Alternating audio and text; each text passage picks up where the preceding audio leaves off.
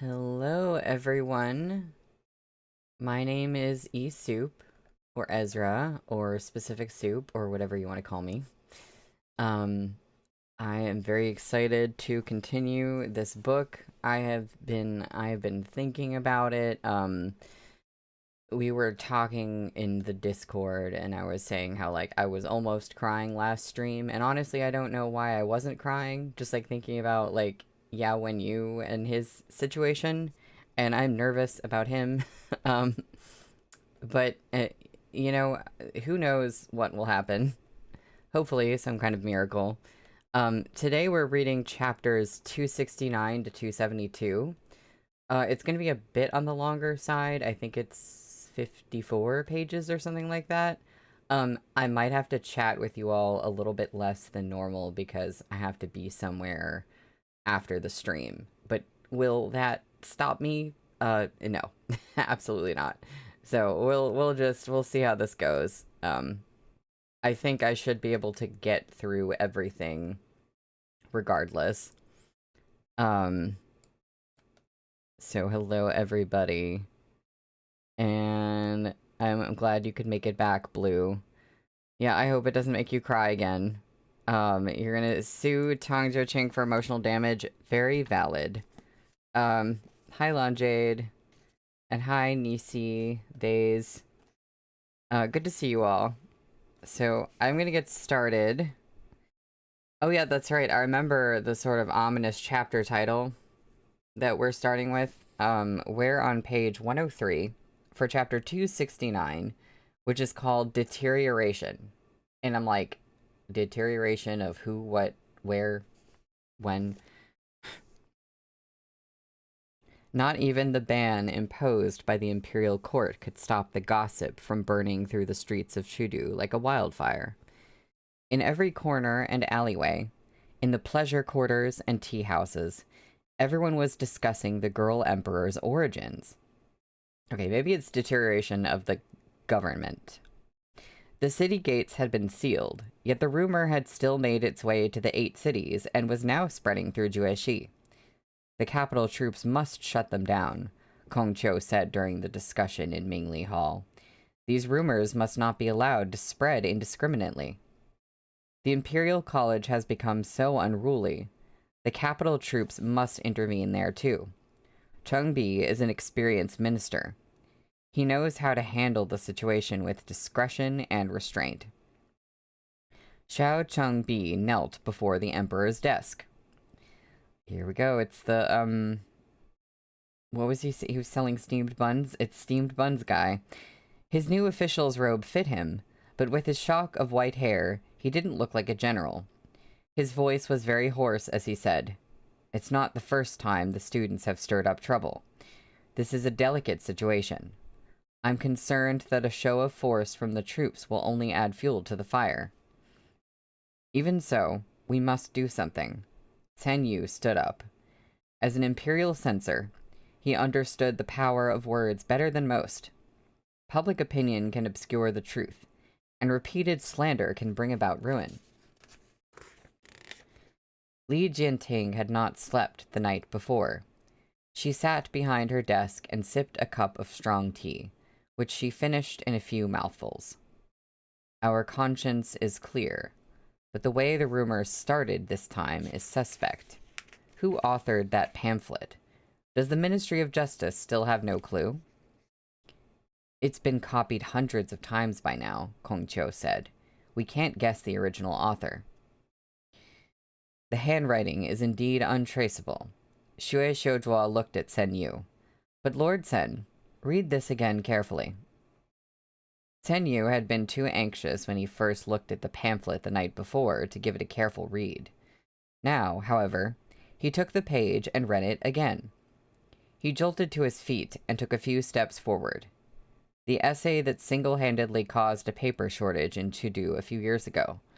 The Lamentation of Cha Shi. This piece is from the same hand. Kong Chiu vaguely recalled this as well. Could it be? The sharpened pen.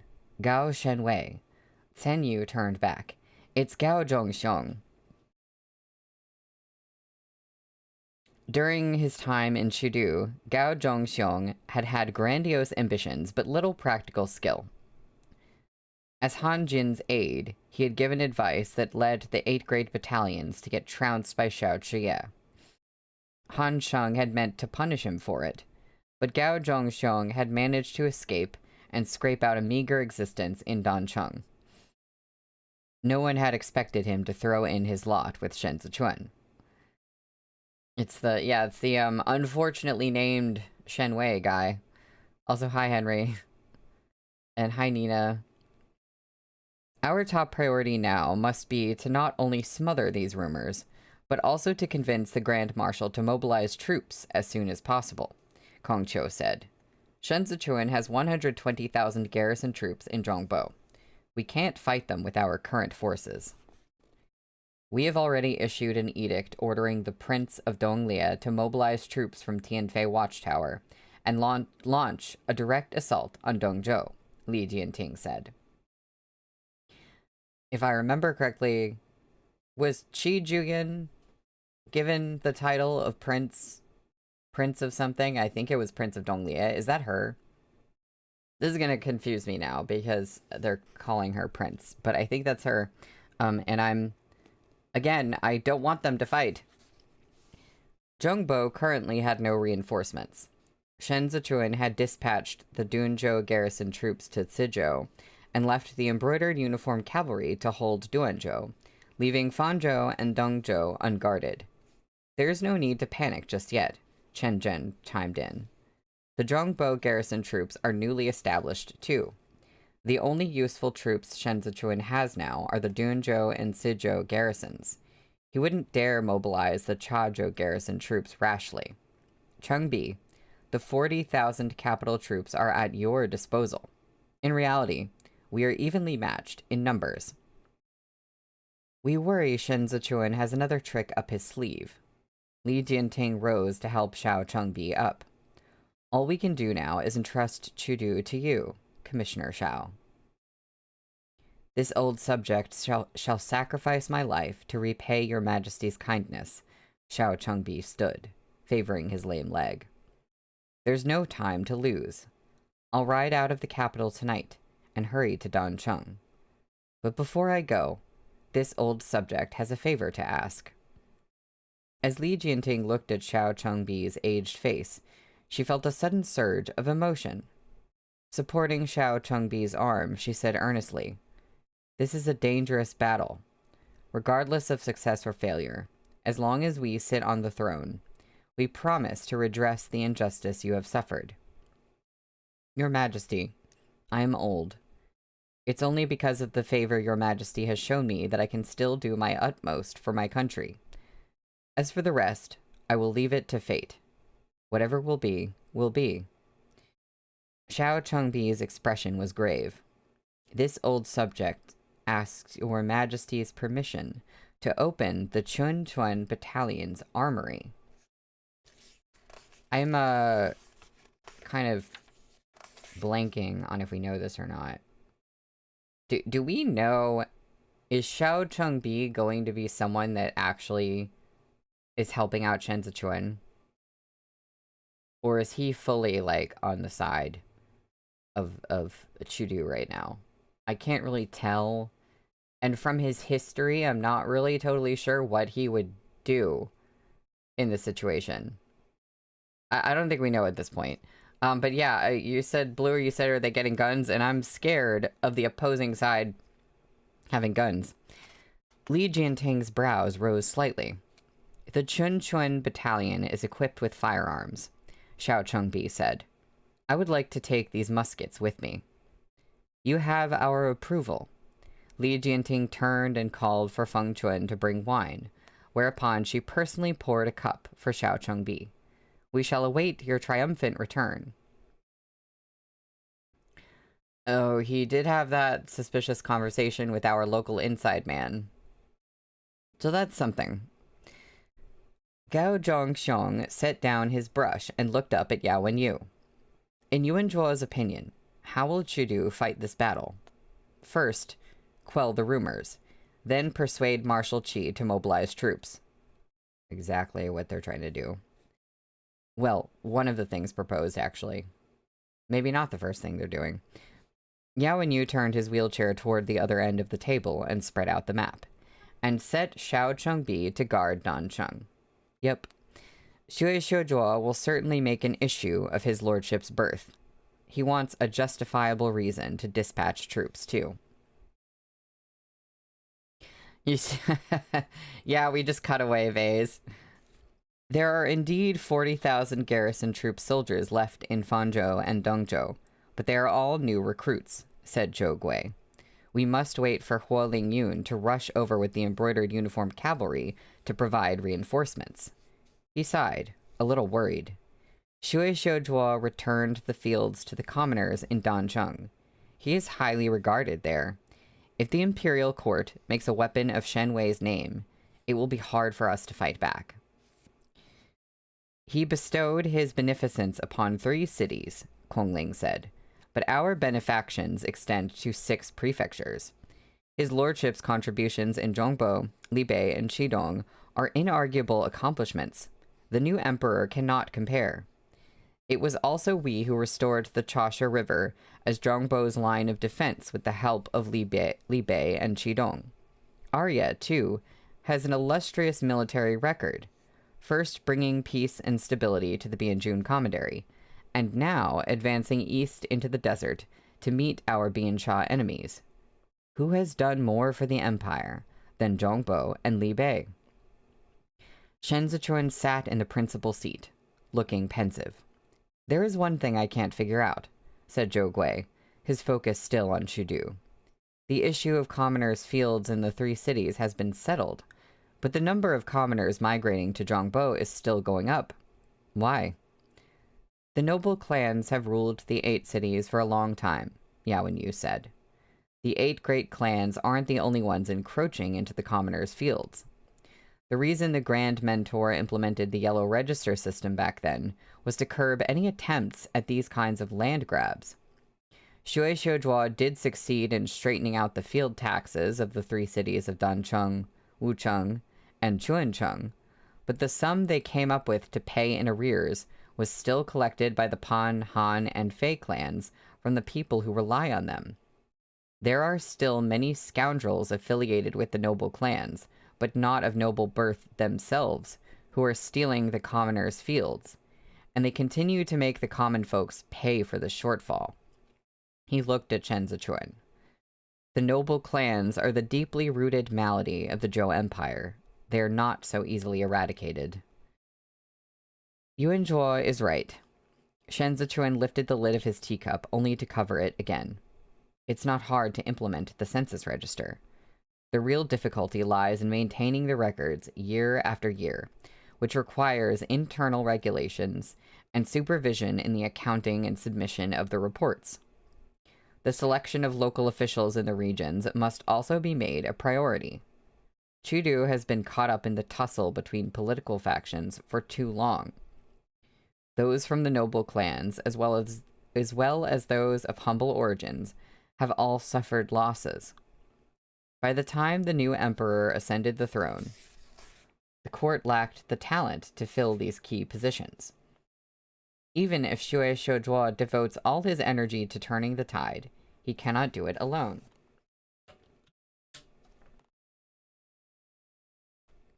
Chudu can't even pay the officials' monthly salaries, Kongling said, and they still have to bear the military expenses of the 40,000 capital troops. As time goes on, their finances will only get worse. If the commoners aren't allowed to prosper, and thus pay taxes, even all the silver in Xue Xiuzhuo's treasury will not last him past winter of this year. At this stage, we are fighting a war of words, Shen Zichuan said. Let's see how Chudu responds. The bamboo blinds rose, and Fei Sheng entered with a letter in hand. Master, a letter from Arya. Arya, excuse me. Am I, like... I just was, like, so excited that I'm almost, like, my voice just cracked thinking about him getting a letter from Xiao Shiya. Seeing as it was already late, Kongling rose along with Zhou Gui and Gao Zhongxiong. The time has gotten away from us. Your lordship ought to retire for the night. We'll take our leave. Shen Zichuan waited for them to go, before opening Xiao Chie's letter. The moment he unfolded it, several tiny paper-folded wolves fluttered out. My wife, greet this letter as you would me. Shen Zichuan brushed his fingers over the line. The expedition has been uneventful. The armored cavalry has already arrived at 3 Rivers. We should reach Amora's home by the 11th month. The Huiyan tribe drew 3 desert tribes to our side, promising the benefits of the frontier trade markets. I forget if the Huiyan tribe was the one that was trying to play both sides a little bit. There was something like, there was a tribe that was like agreeing to offers from both sides, essentially, and I'm a little worried about that. That's them, right? I hope to take advantage of their combined strength to attack the bald vultures together. Our provisions are ample, and the taros are filling. My only complaint is that Lu Guangbai talks too much. If I can win this battle, I'll make it back home in time to spend the new year with you. Miss you. I sure hope that's what happens. The new year. I need new year scenes.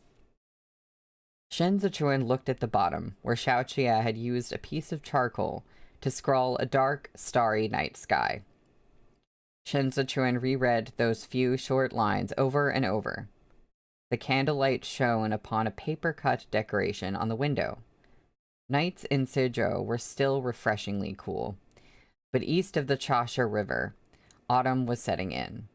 The 3 Rivers region was all barren ground, swept by harsh sandstorms. He wondered if Xiao Qie would be thinner when he returned. All the thousands upon thousands of words Shen Zichuan had to say dissolved into that single phrase, miss you. Another official letter stamped with the commander's seal lay behind Xiao Qie's letter home. Shen Zichuan opened it to find that it was a letter from Lu Guangbai.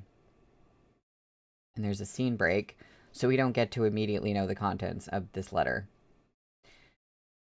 Oh no, Blue, you said last time we were anticipating New Year, the dad died. Oh goodness, okay. Several days later, the sound of horses' hooves broke the silence of the night. The darkened camp had yet to stir awake when a man, reining in his horse, produced his authority token and shouted at the soldiers on guard. I carry an urgent tally from the express dispatch station. Hurry and open the gates. I must see the Prince of Donglie. Shi Juyan already had a premonition as to what was to come when she rose to drape her cloak over her shoulder. She lifted the curtains and stepped out, where she saw the authentication tally from the express dispatch station held up against the cobalt blue sky. Military report? Military report. The official from the station dismounted and knelt. In a carrying voice, he said, the Ministry of War has authorized the Prince of Donglie, Qi Juyan, to immediately deploy troops to Dongzhou to quell the Zhongbo rebels. Yep. They're doing it. They're doing it. And I wonder, I mean, what can Qi Juyan do? Can she... I'm like, is she going to go against this somehow? I don't know. I'm like, I don't know how this can end well. Qi Juyan pressed her lips together and did not reply. The official from the express dispatch station stood and held up the tally with both hands. By imperial decree, Her Majesty has ordered the Prince of Donglie to deploy troops. There are 40,000 capital troops right there in Dancheng, said Qi Juyan. What is Xiao Chengbi doing? Tianfei Watchtower is an important natural barrier that protects our Great Zhou. Every time my troops pass through, it costs tens of thousands of taels in military expenses. The Grand Secretariat has already made an official reply in writing to the Ministry of War. Military funds for Qidong will arrive in a few days. The official had a pleasant oblong face. He was an old subordinate under Xiao Chengbi's command, and had been specially tasked with ordering Qi Juyan to deploy troops. He continued, neither pleading nor putting on airs. The ambitions of the band of traitorous rebels in Zhongbo are all too clear. Commissioner Shao is stationed in Dancheng to guard Chudu. The traitor from the Shen clan is presently diverting his troops to Suzhou. His back is unguarded. If the Prince of Donglia mobilizes now, you can coordinate with the commissioner to attack them from the front and the rear, then surround and annihilate the rebels. Qi Juyan still did not answer. The official took a step closer. A yellow belt encircled his waist, upon which hung a fine blade, both bestowed by the emperor. Qi Wei promptly strode forward to stand before Qi Juyan and berated him. "Remove your blade in front of the prince." "My blade was bestowed by the Son of Heaven." The official was not afraid in the slightest, as he said coldly, "The rebels are threatening Chudu. They have already forced their way before the emperor. So why is the Prince of Donglia unwilling to deploy troops to come to Her Majesty's aid?" He ripped the yellow belt from his waist. "The Qi clan takes orders from the Son of Heaven. As a subject of our great Zhou, Qi Juyan, why do you not heed her order?" "My prince's honorable name is not something that belongs on your tongue," Qi Wei snapped, losing his temper. The official stood tall and dauntless. The state is in imminent danger. If the Prince of Donglia does not deploy troops, our great Zhou will perish. When that time comes, the prince will no longer be a prince, and this subject will no longer be a subject. You and I will be mere slaves from a fallen empire. We will have no rank or status to worry about then. Qi Wei was enraged. "Take him away." "Stand down."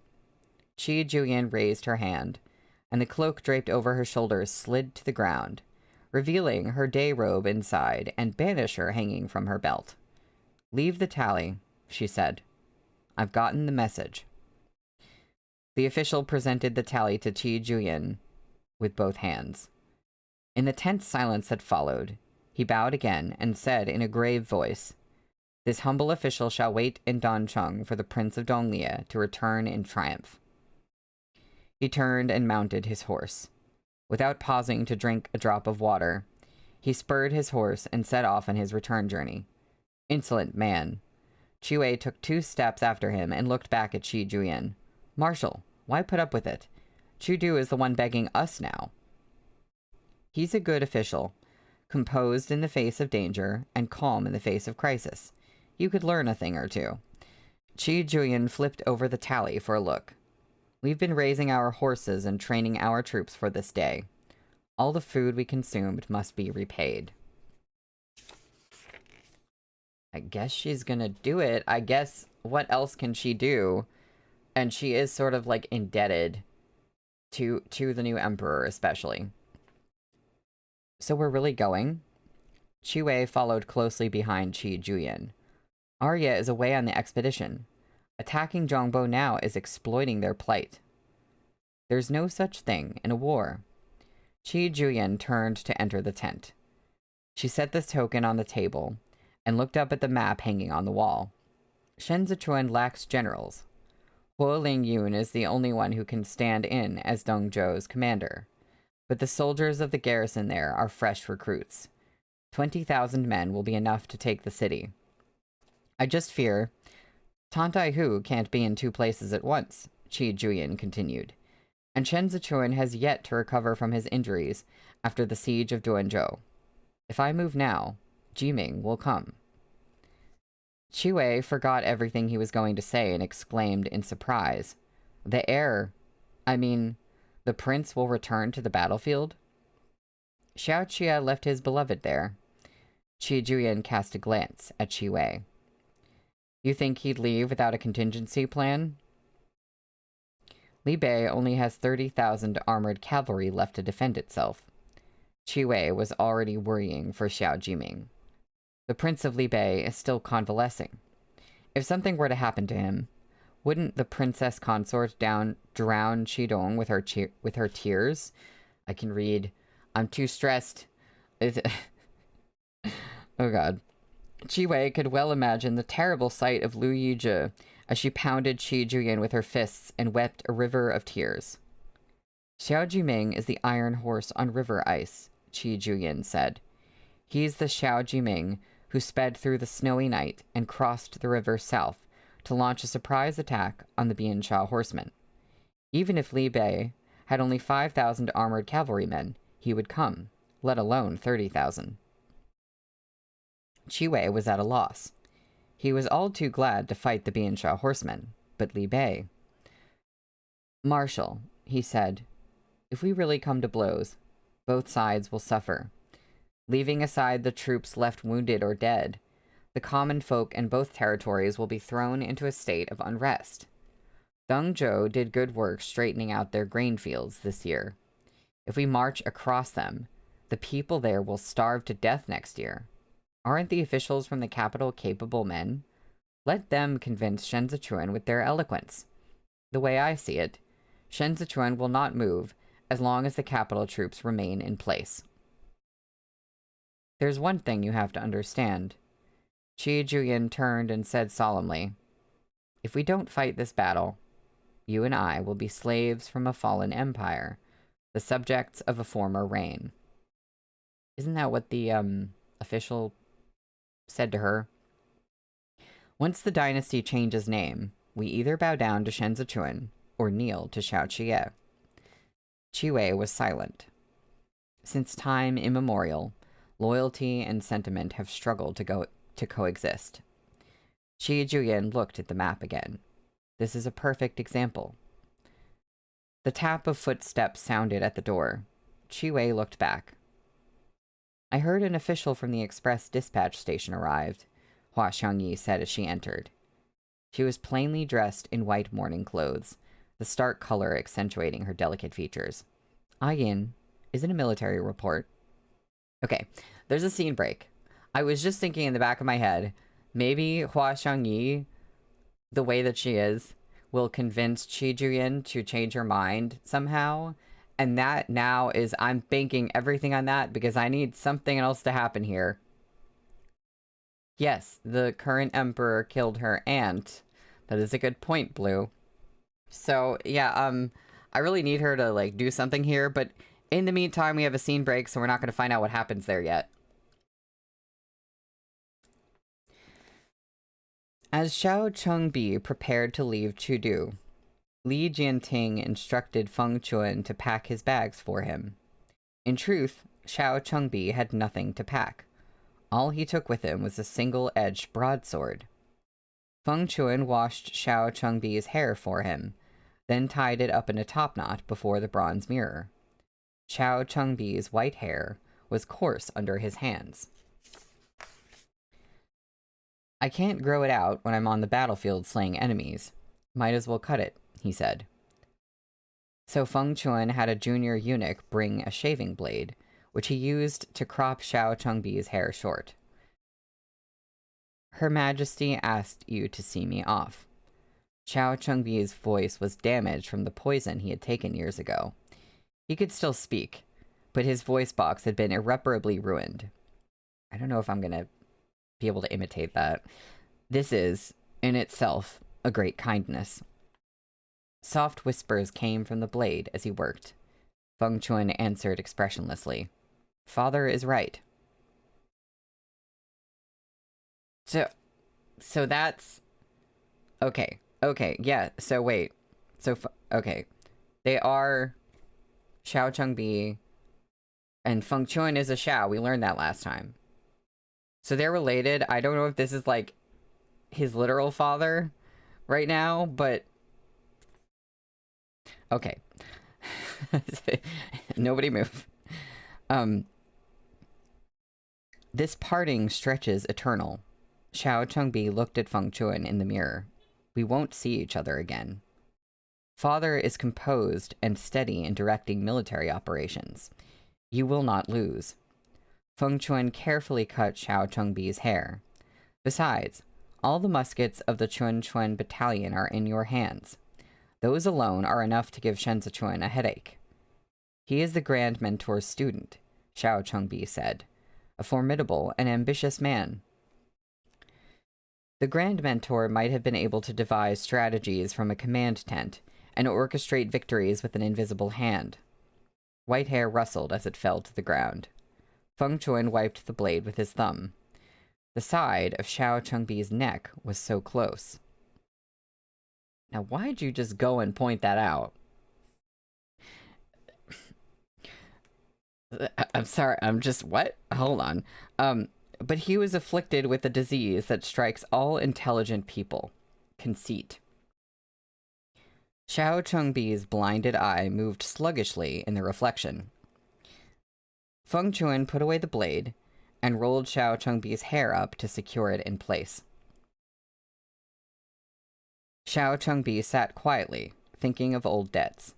The rays of the setting sun fell across the floor, drawing a boundary between the two of them. Okay. Yeah, tell me more about that. Dust motes floated in the air.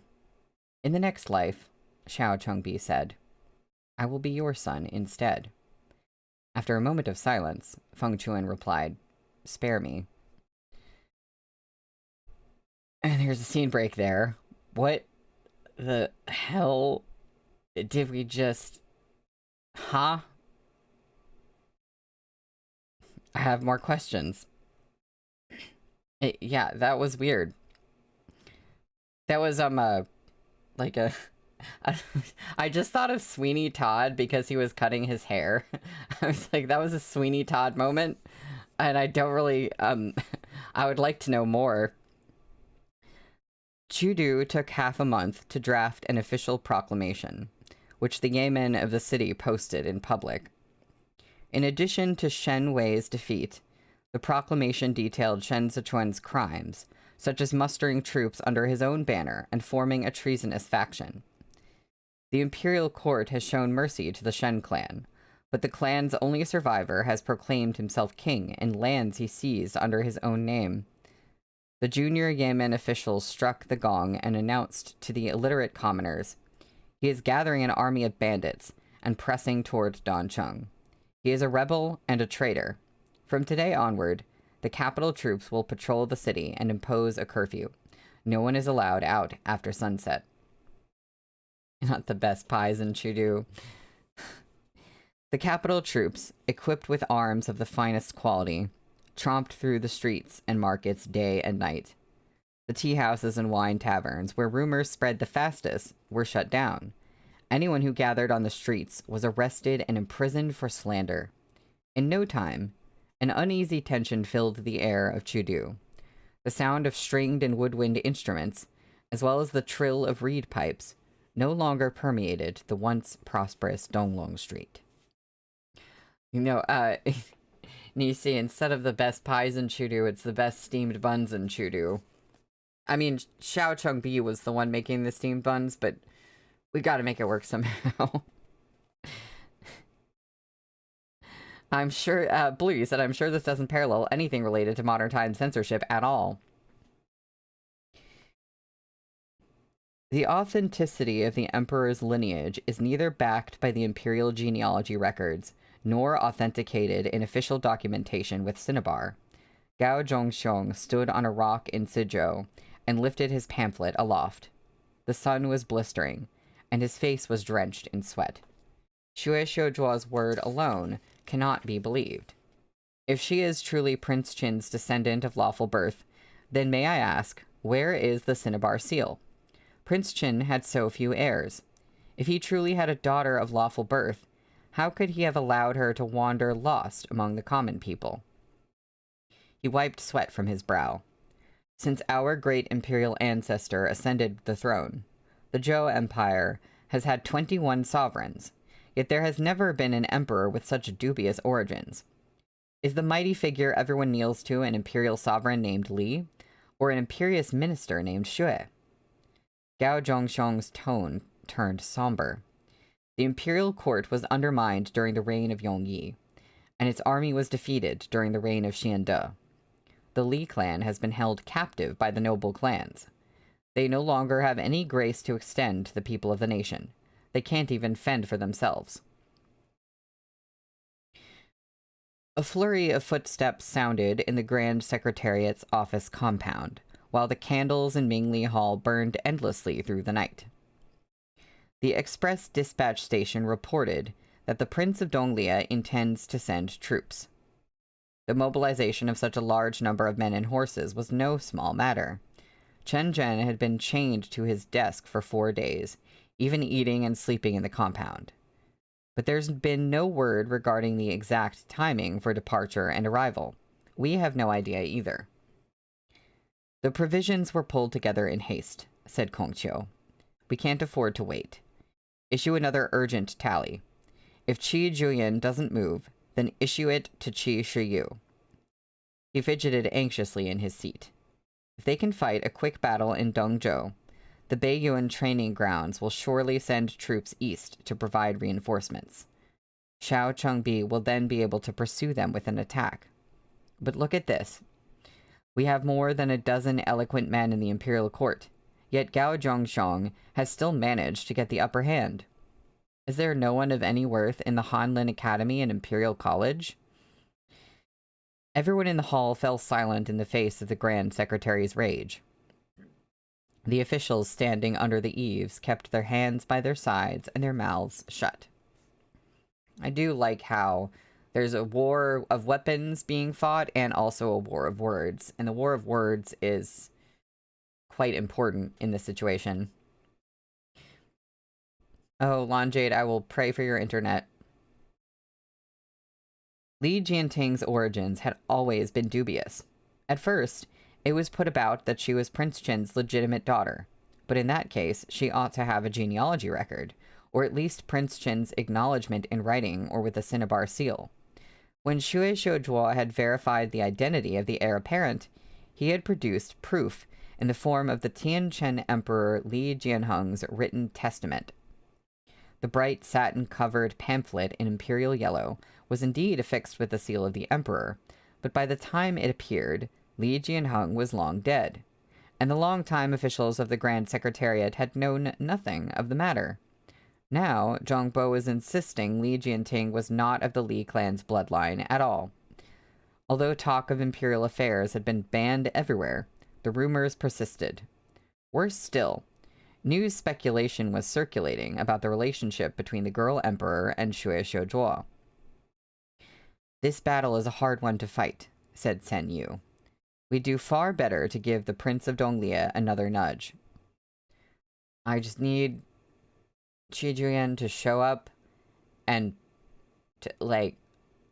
it seems like she's gonna fight against them, and then there's some big twist and she's on their side or something. Like, I don't know, I need some big epic moment like that. Xiao Chengbi hobbled his way up the city wall. He couldn't see Zizhou from here, only the continuous stretch of the Dunzhou garrison troops' tents. On Shen Zichuan's orders, Tantai Hu was approaching Dancheng amid the escalating tensions created by the ongoing war of words. Tantai Hu was originally Xiao Qia's general, but Xiao Qia transferred him to Zhongbo to guard Dunzhou. That Chen Zichuan could successfully defend Duanzhou from the Bianxia horsemen... Oh, I emphasized that wrong. That Shen Zichuan could successfully defend Duanzhou from the Bianxia horsemen was, in part, thanks to Tantai Hu. The official at Xiao Chengbi's side was the same man who had delivered the edict to Qidong. His name was Xu Yu, and his father was also a former subordinate from Xiao Chengbi's days in the Ministry of War. After the Xiao clan's estates were seized and their family executed, Xu Yu was also stripped of his rank. He had taken up work in a relay station, where he eked out a living performing an idle job. He knew the generals from every region like the back of his hand. Xiao Chengbi shifted his lame leg and edged closer to the battlements. What is this person's relationship to Tantai Long? His younger brother, sir. Tantai Long was a steady and reliable man. If he takes after his elder brother, Xiao Chengbi said, looking out at the boundless horizon. Dusk was creeping up on them. Then he probably won't act rashly. Shen Zichuan won over the 6 prefectures by putting on a benevolent and righteous act, and now he's here pretending that the just and virtuous governor will save the people from the unworthy Li clan. He won't allow Tantai Hu to attack the city outright, lest he lose the moral high ground. It seems to me that the Duanzhou garrison troops mean to lay siege to the city. They hope you'll be forced to open the city gates once Dancheng depletes their granaries. Yeah, that's Tantaihu not acting rashly. They've got the wrong guy. That I didn't even clock that at first, Blue. Our treasury is empty, and our army is short on funds. Besieging the city to force a surrender is an excellent strategy. Xiao Chengbi limped along the battlements. How is Tantaihu's management of his troops? Xu Yu looked out from the walls and thought for a moment. Relaxed. The men lack discipline.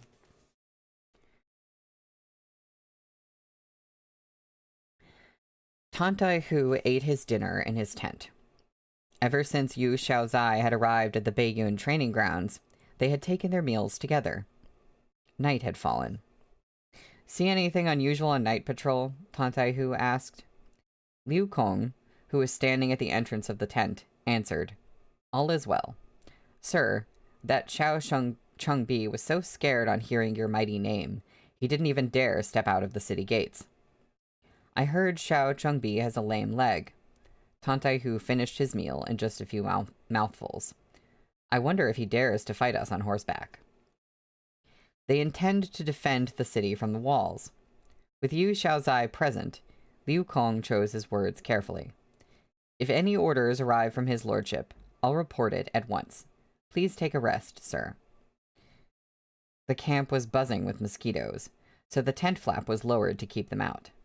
When they were alone, Yu Xiaozai soaked his feet in a tub of hot water and asked Tantaihu in a quiet voice, That man is quick-witted. How come I didn't see him on my last inspection tour? I hadn't promoted him yet, Tantaihu said. He's had a hard life. He comes from an honest farming household in Dongzhou. During the 4th year of Xiande, his family was slaughtered by the Biansha horsemen, so he spent some time with the Fanzhou bandits. He later joined the garrison as a way of turning over a new leaf. Meticulous as always, Yu Xiaozai thought about this as he wiped his feet. At night, each slept on their own cot. Tantaihu's snores were deafening, but unexpectedly, they stopped in the middle of the night. Tantaihu woke, clutching his stomach, in such pain that his face had turned white. Oh no. His first thought was that the food was unclean. Only in the latter half of the night did he realize something was amiss. Outside the tent, Liu Kong reported with urgency, Sir, the brothers all have the runs. Bent nearly double, Tantaihu slipped on his shoes and lifted the flap. Men were moaning everywhere around the camp. The latrines were all crowded with soldiers. His expression turned grim. Summon the medics, then send someone to convey the news to Suzhou immediately. Yu Xiaozai, who had still been sleeping comfortably, crawled out of bed upon hearing the commotion.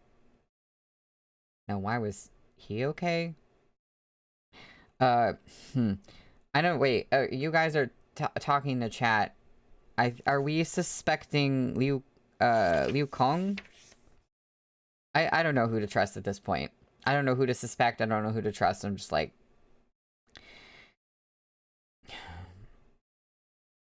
Draping his clothes over his shoulders, he walked outside and exclaimed in shock, What's happening? Someone poisoned. Before Liu Kong could finish, the soldiers around them all began to retch. With such similar symptoms, what else could it be but a case of poisoning? Tantaihu's heart pounded in alarm as he realized there was a spy among them. Summon the medics, quick, Tantaihu commanded. Yeah, I could see Liu Kong being suspicious in this situation. I could see it being him. I don't know why my brain is going to Yu Xiaozai, but I think it's literally just because, like, he woke up and he was fine and everybody else is sick. Xu Yu was asleep when the scout came to give his report. He didn't bother to wash up before going to wake Xiao Chengbi. As he led the old man up the city wall, he said, Sir, the garrison troops are in chaos. Xiao Chengbi looked out at the burning torches in the distance and heard the low roar of soldiers shouting. Xu Yu was delighted. The scout reported that the garrison troops must have eaten something bad. Everyone from top to bottom is suffering from vomiting and diarrhea. Tantaihu is beside himself.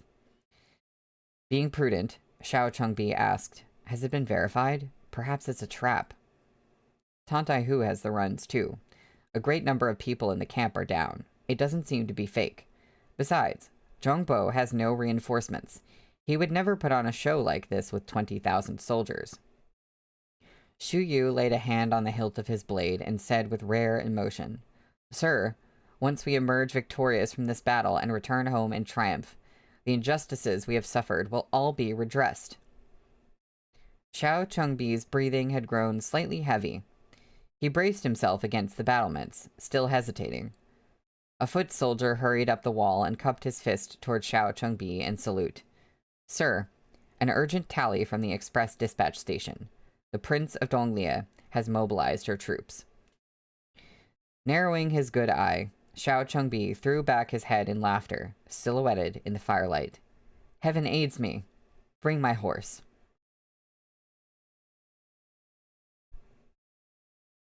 Chijirin, please save the day, please. Same blue.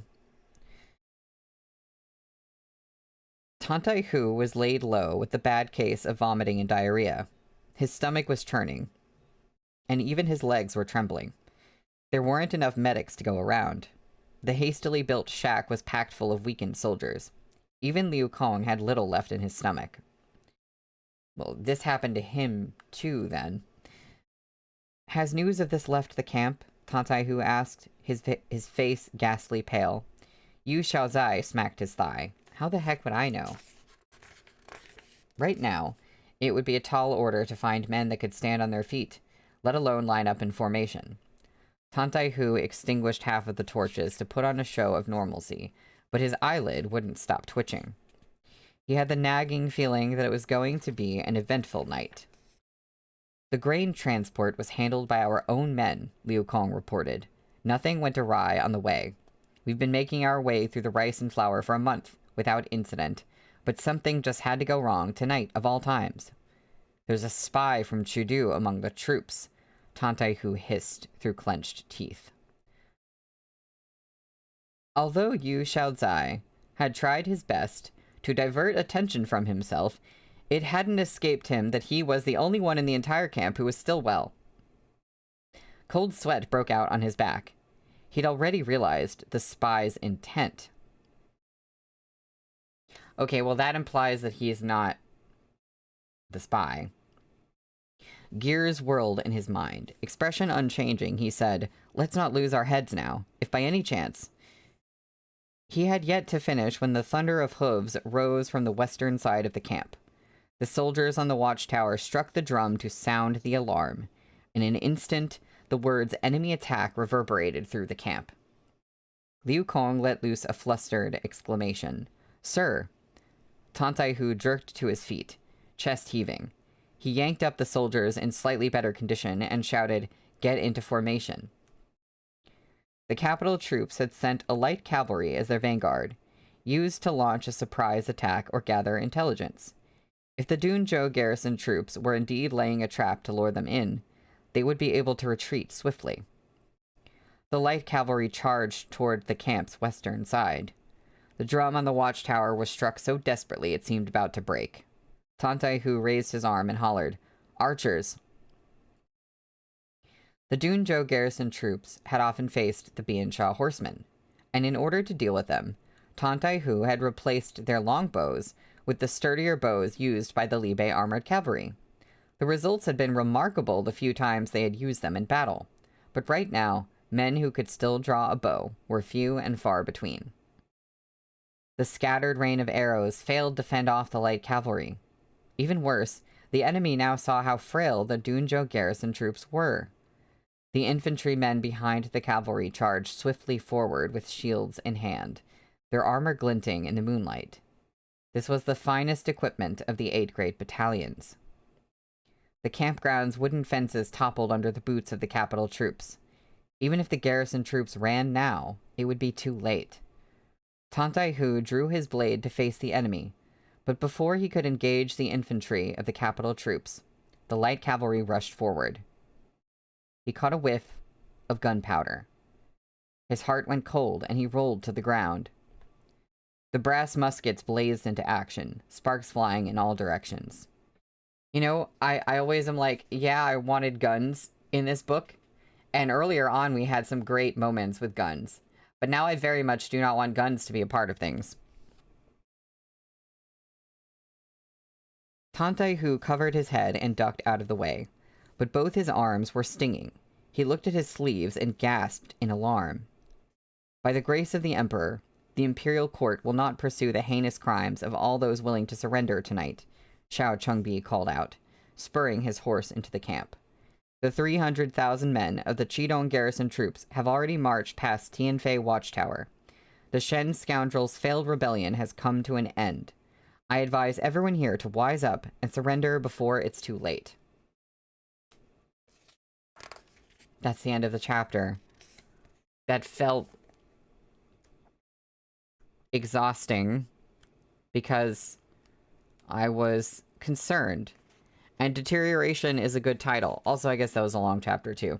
Deterioration is a good title for all that. I think the best thing for me to do is go ahead and read the next chapter or part of it and then take a break and then come back. Something like that. Yeah, it feels better. Like like you said, Blue. With the gun thing, this is like when the bosses in games use health potions. Illegal, those are for us. Everything is deteriorating, including Tantaihu's bowels. Ugh. Oh no, Henry, the Hamilton moment. Okay, we're on page 125 for chapter 270, which is called Doorstep. Tantaihu understood that victory was already nearly impossible. He spat on the ground and cursed, "Son of a bitch, that wily old fox, to use such an underhanded trick." Unmoved, Xiao Chengbi gazed at Tantaihu. "Your men have followed you into battle and entrusted their lives to you. You no longer have a chance at victory. By stubbornly continuing to resist, you are disregarding the safety of your soldiers. Tantaihu, I knew your brother. I advise you again to surrender and pledge allegiance to the side of the righteous." "Go fuck yourself," Tantaihu said, jamming his blade into the ground to prop himself up. "I fought side by side with his lordship against the Biansha horsemen, yet you want me to surrender to you. Bah! I, Tantaihu, will never bow." The words weren't even fully out of his mouth when Shu Yu heard the whoosh of an arrow from atop the watchtower. A sharp whistle pierced the darkness, vibrating through their eardrums.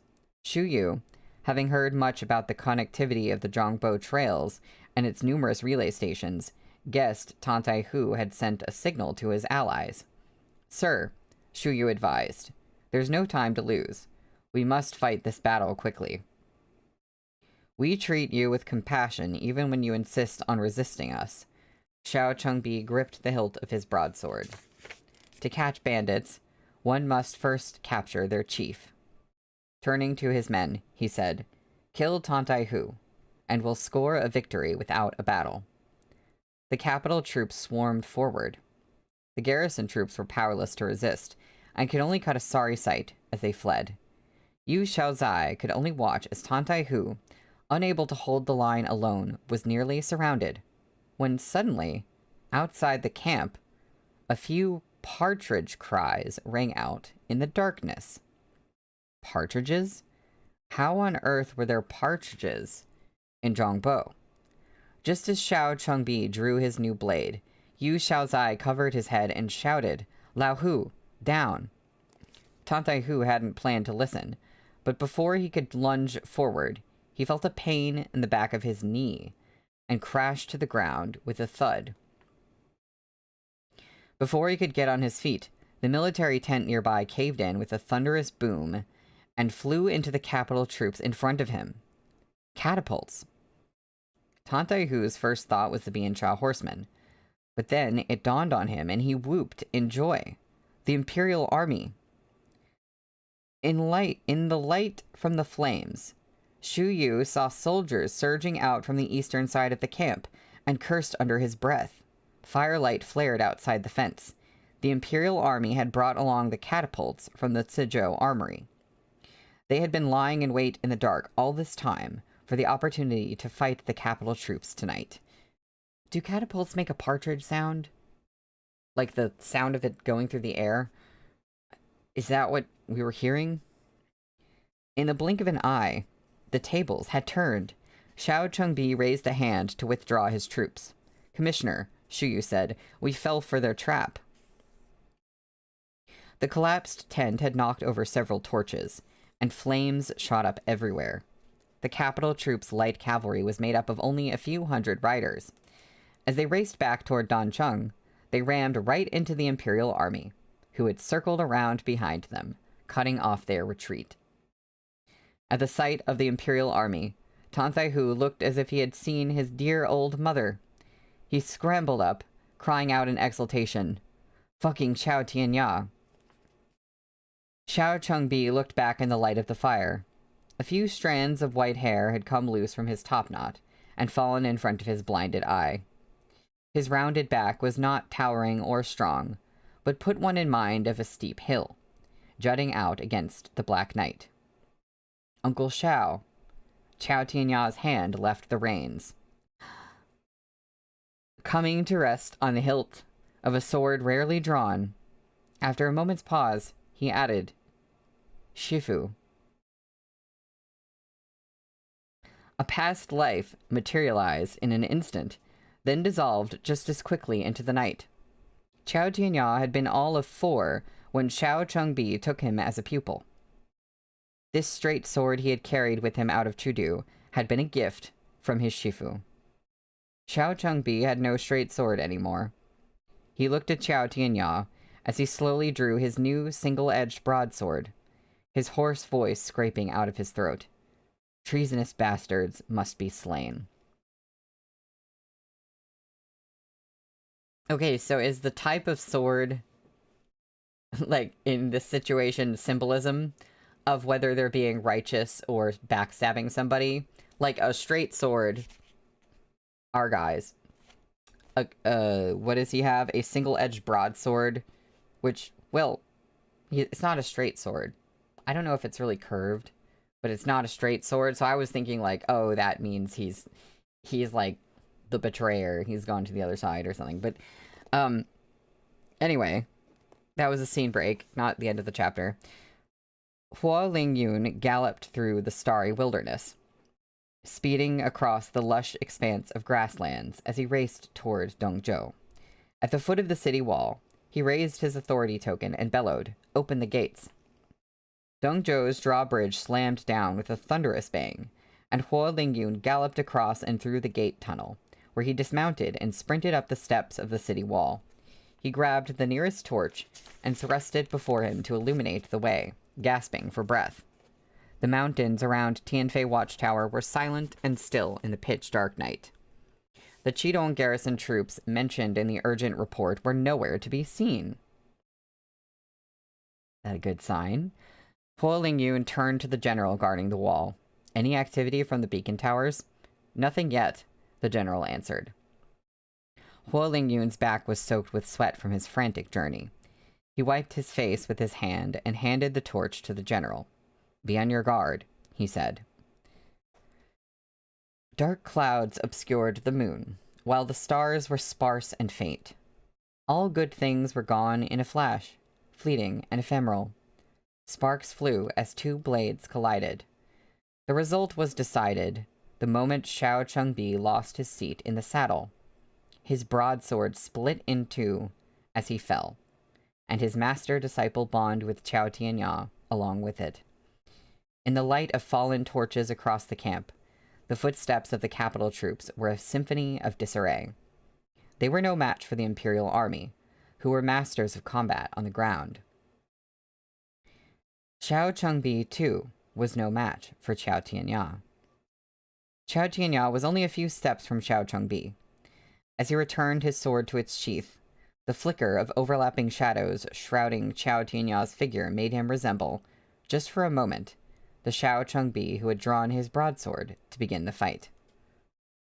Your defeat is certain, Qiao Tianya said softly over the crackling sound of the fire. Shifu is not here to slay me.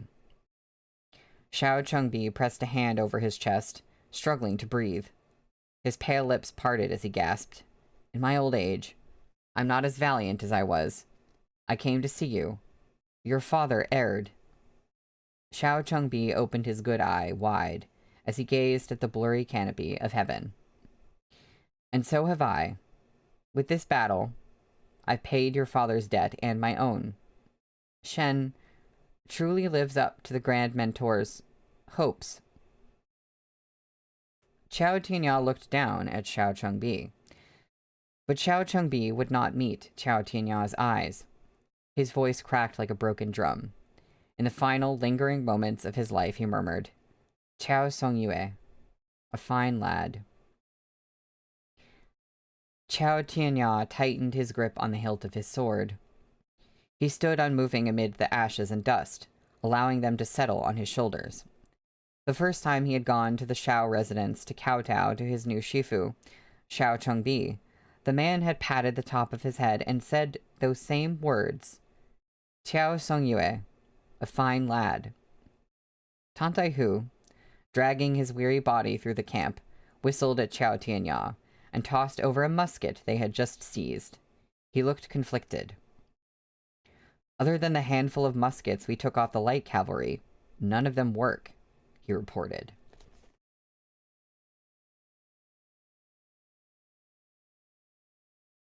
Was it Xiao Chengbi who said, hey, I want permission, open the armory? It was him, right? Did he purposely, nerf some of the weapons or something? Because, why would only a few of them work?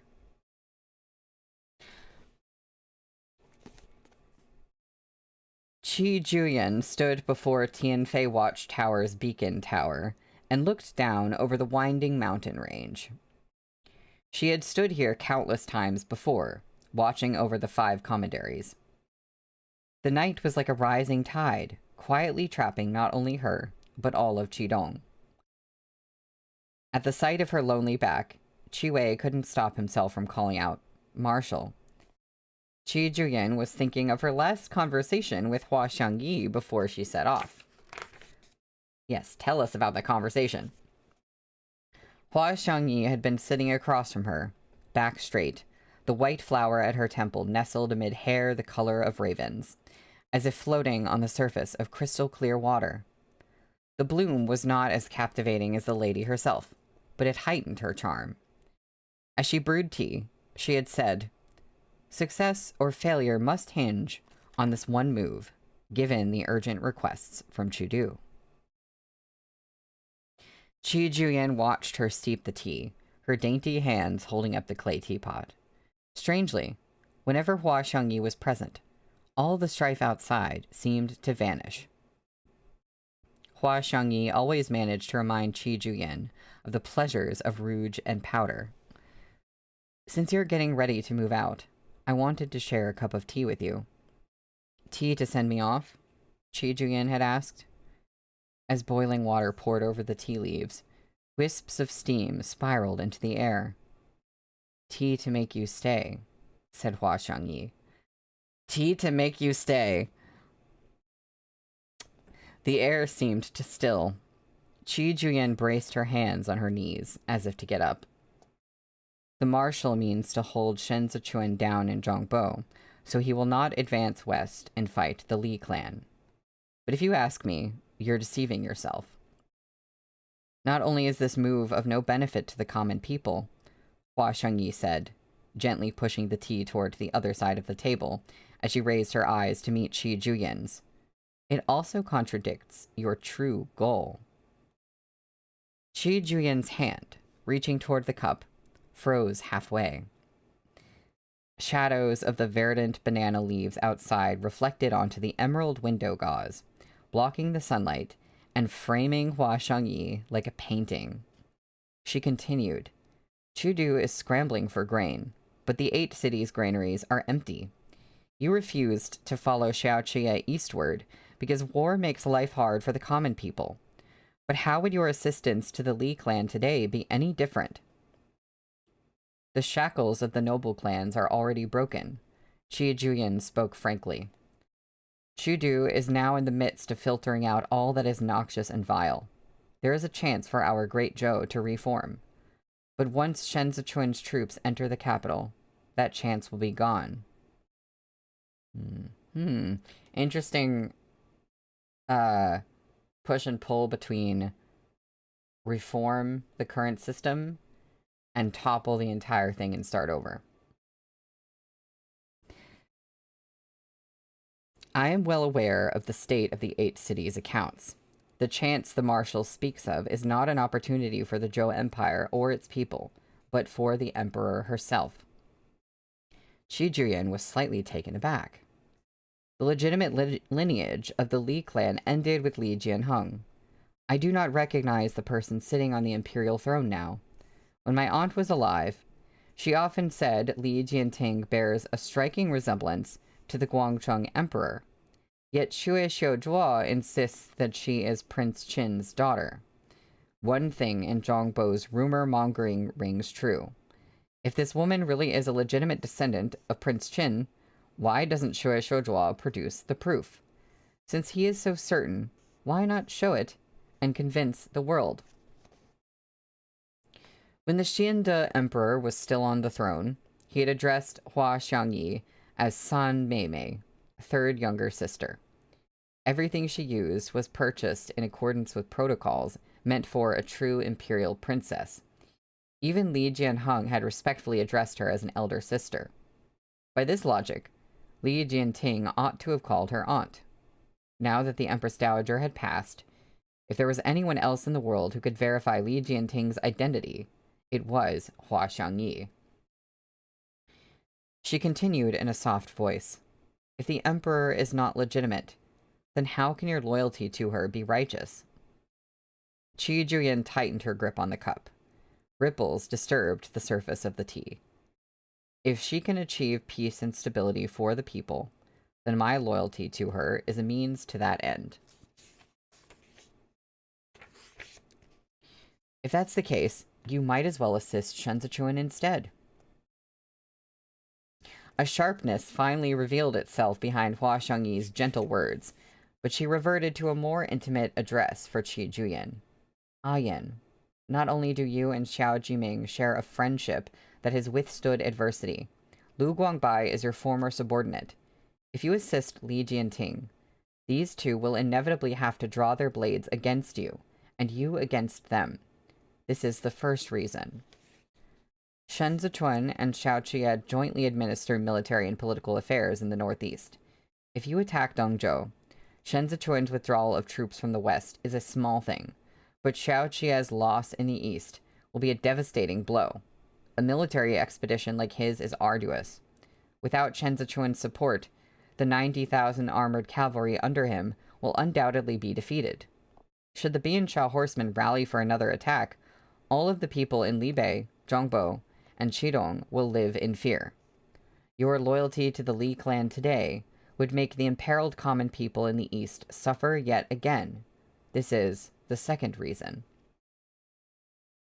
When Li Jianting conferred the title of Prince of Donglie on you, it was not out of gratitude, but out of her own necessity. As the saying goes, water that brims must overflow, and every waxing moon must wane. Let's say you really quell the rebellion in Zhongbo.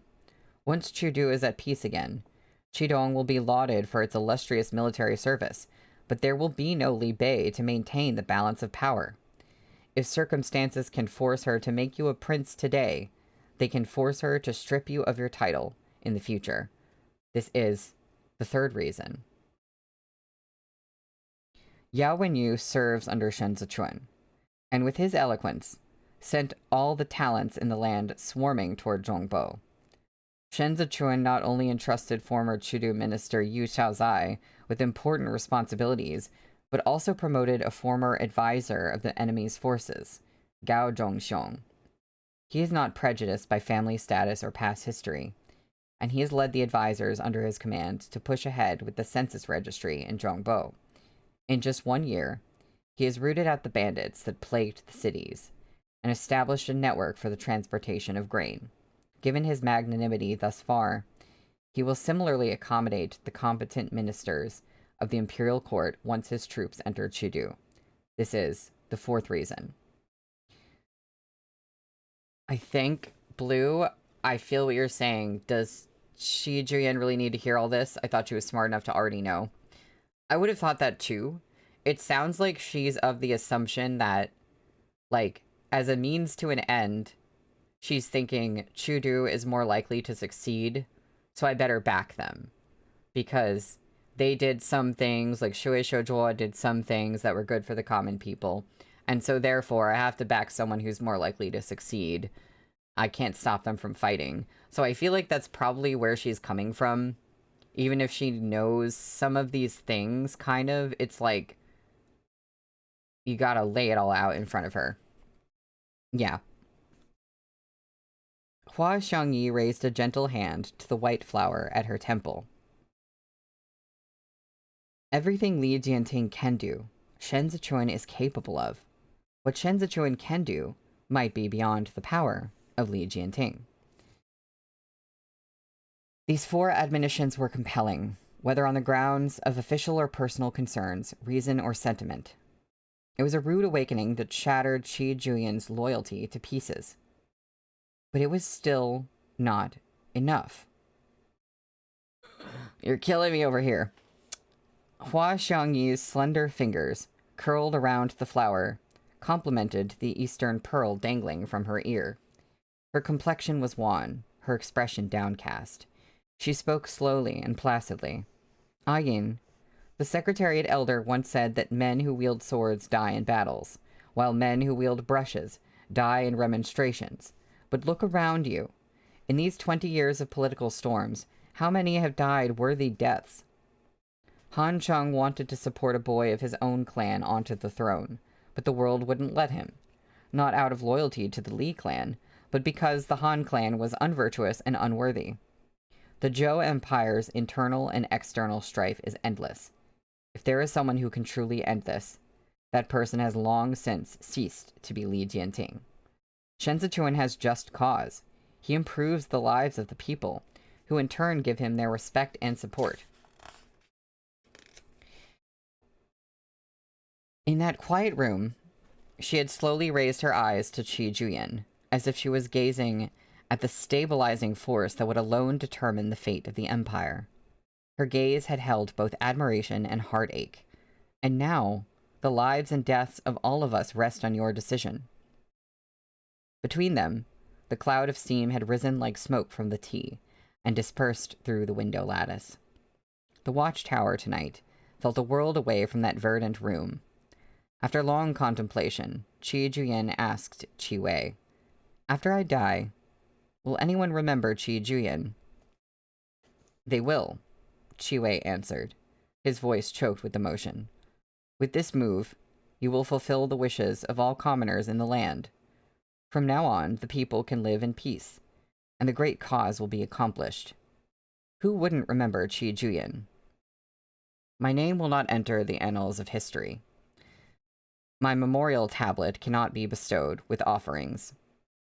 I violated the Qi clan's ancestral teachings, and in the end, I turned out to be a traitor to the Zhou Empire." Yes, please, good, that sounds good. That's what I want to hear. Qi Juyan gazed out at the horizon. "When I die, I will be nothing more than a pile of yellow earth, a handful of mud." I think, Blue, that she is kind of going along with that. Maybe, like, she's kind of asking a question to sort of bring forth this point, and it's like, really, I don't care. Hand on his blade, Qi Wei went to his knees and said, "If the marshal passes, and I am still alive, I will lay offerings before your memorial tablet. If I am already dead, then my sons, grandsons, and generations upon generations of my family shall keep the marshal's everlasting altar lamp alight." Qi Juyan looked back and smiled. "In that case, this will all be worth it." And there's art And I wanted to say as I show that art, now I'm wondering, sorry, I'm trying to get this in the right spot. Now I'm wondering, in the conversation with Hua Xiangyi, it said like, but that was still not enough. So what was the moment that Shi Juyin did change her mind? Because we had that happen, and then... Anyway, I'm just sort of chewing on that. I'm gonna have to come back to that scene later, because I'm curious if there's, like, a click moment that we can identify. Or maybe that will come up later. The wellness of the common people. No, that would make sense. Like, it was sort of brought up before that point, but then Hua Shengyi said something more direct about it, I guess. Dancheng was right beside Chudu. All the imperial court officials in the capital city were on tenterhooks. Mingli Hall blazed with light, and even the side hall was full of people. The moment the military report came in, everyone pricked up their ears to listen. "What news?" Li Jianting asked. "Your Majesty." The soldier kneeling before the door was drenched in sweat. He said between gasps, "The 20,000 capital troops fell for the rebels' trap. Commissioner Shao was surrounded." Kong Qiu shot to his feet. "What about the Prince of Donglie?" The officer mopped his brow. "The news of the Prince of Donglie's mobilization of troops was falsely reported. Not a single one of Qidong's 300,000 garrison troops has moved." The teacup in Sen Yu's hand clattered to the ground.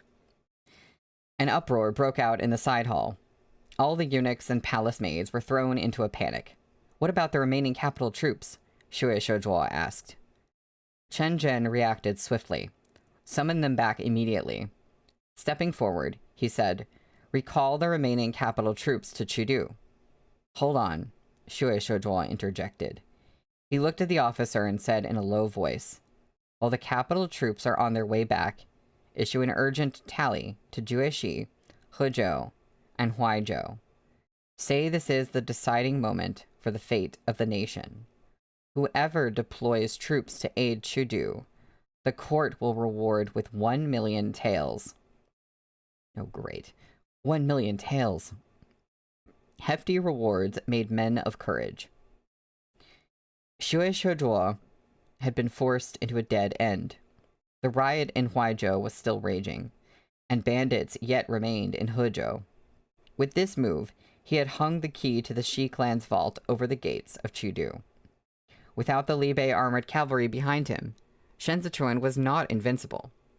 Whoever could tilt the scale in their favor at this crucial moment would become the next hero of the empire. Yeah, Chudu has been broke for ages. So, good question. That's the end of the chapter. It's past time for me to take a break. How many am I reading again today? Okay, when we come back, I'm reading 271 and 272. But I think I think we just had one really long chapter at the beginning there. Okay, yeah. I'm gonna go. I will see y'all again in a little bit.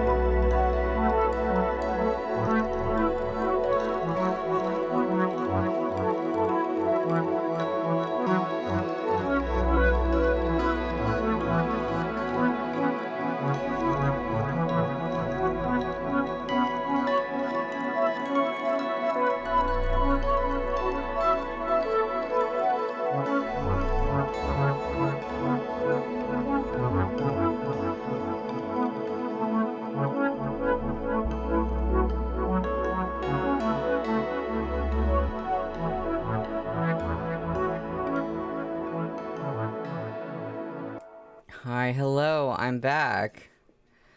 I'm back, and I guess I'm ready to get the show on the road and see what the heck happens next.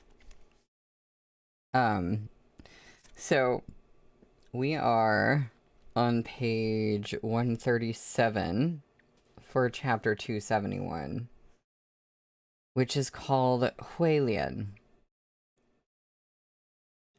Qi Juyan has turned traitor? Tenyu was in disbelief. The Qi clan has guarded Qidong for a century. With this one move, she is reducing 100 years of Qidong's prestige to ashes overnight. The sovereign of the Zhou Empire was surnamed Li. They could remonstrate with their sovereign and die for their sovereign, but they could not accept anyone other than a descendant of the Li clan as that sovereign. Despite what Hua Xiangyi had said about the people not accepting the Han clan boy because of Han Cheng's immoral actions, that was only an excuse. All the ministers standing in the imperial court were, fundamentally, subjects of the Li clan. Without the imperial line, they would all be reduced to dead-end officials of a fallen dynasty. If the emperor wasn't fit to rule, he could be replaced, but he must be a Li. That was legitimacy. Otherwise, why had Hai Liangyi sacrificed his life? Why had Xue Xiuzhuo gone to such pains? Wouldn't it be better for them to bend the knee to another master and declare Li Bei king? Centuries of so-called loyalty all rested upon the supremacy of a single surname. Cast it aside, and they would be fickle traitors and despicable scum who violated the ethics of the social order, worse than a son killing his own father. So they rallied to prop up their legitimate emperor, loudly proclaiming their principles, and expended their very lives, all to bring about a resurgence of the Li clan's Zhou Empire, instead of kneeling to another master. Gao Zhongxiong had soared to fame in Chudu, but even as people in the capital read his essays, they spat and cursed his name, because he was a disloyal turncoat who had betrayed his master. A minister's principles were all built on loyalty. If he couldn't even stay loyal to his lord, then what kind of minister was he? He was merely a beast in human clothing. Yao Wenyu was renowned across the land for his abilities and had gathered many virtuous talents for Shen Zichuan among the wise men from every region, but few of those who answered his call hailed from Chudu. Whenever the Imperial College mentioned him, they lamented him as a genius led astray, and cursed him for turning his back on his teacher's legacy. Hai Liang Yi had used his death to safeguard the legitimacy of the throne, yet his prized pupil had gone to serve Shen Zichuan, a man without a whiff of legitimacy. Yao Wenyu had thrown in his lot with a traitor, and for that, he had long been disdained by the scholars at the core of the Zhou Empire. He was no longer that clear, remote, unpolished jade of yesteryear. Tears coursed down Kong Chou's face. It is I who have misjudged Qi Juyan. How was Xiao Chengbi so easily defeated? Chen Zhen collapsed into his chair. He even had the muskets from the Chun Chuan battalion. Yeah, I bet that Xiao Chengbi did something to most of the muskets. An interesting turn of events. I guess he was kind of like, what he could do in his position, what sort of, like, he's like, I'm gonna go out, I know, I'm old, I've been trying to get revenge for so long, what can I do? And he put himself in a place to, like, he still had to go with them and attack, but he could, like, weaken their attack.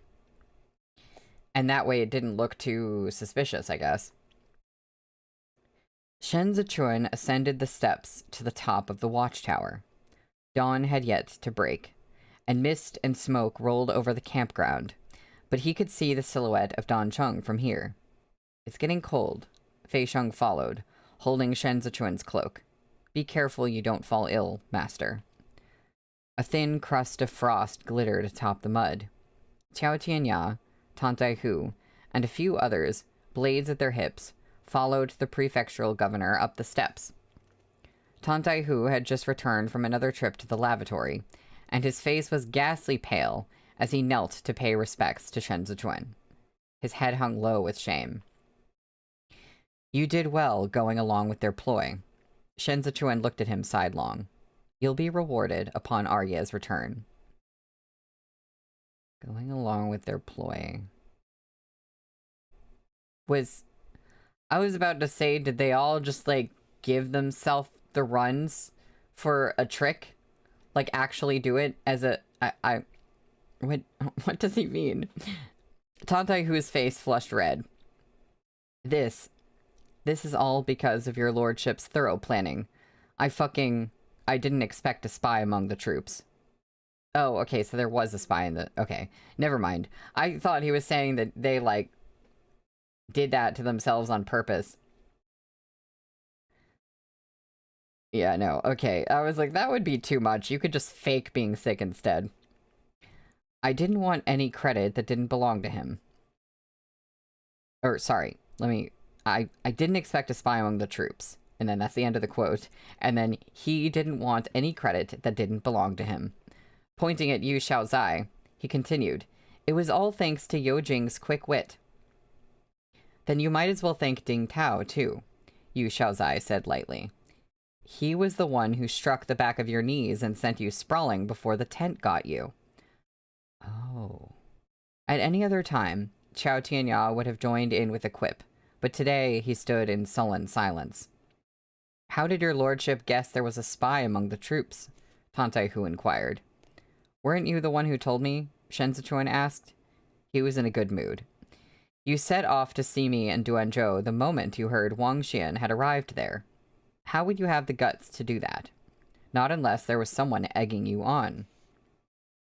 Xiao Chiye was the man Tantai Hu admired the most in the world, and the one he most feared.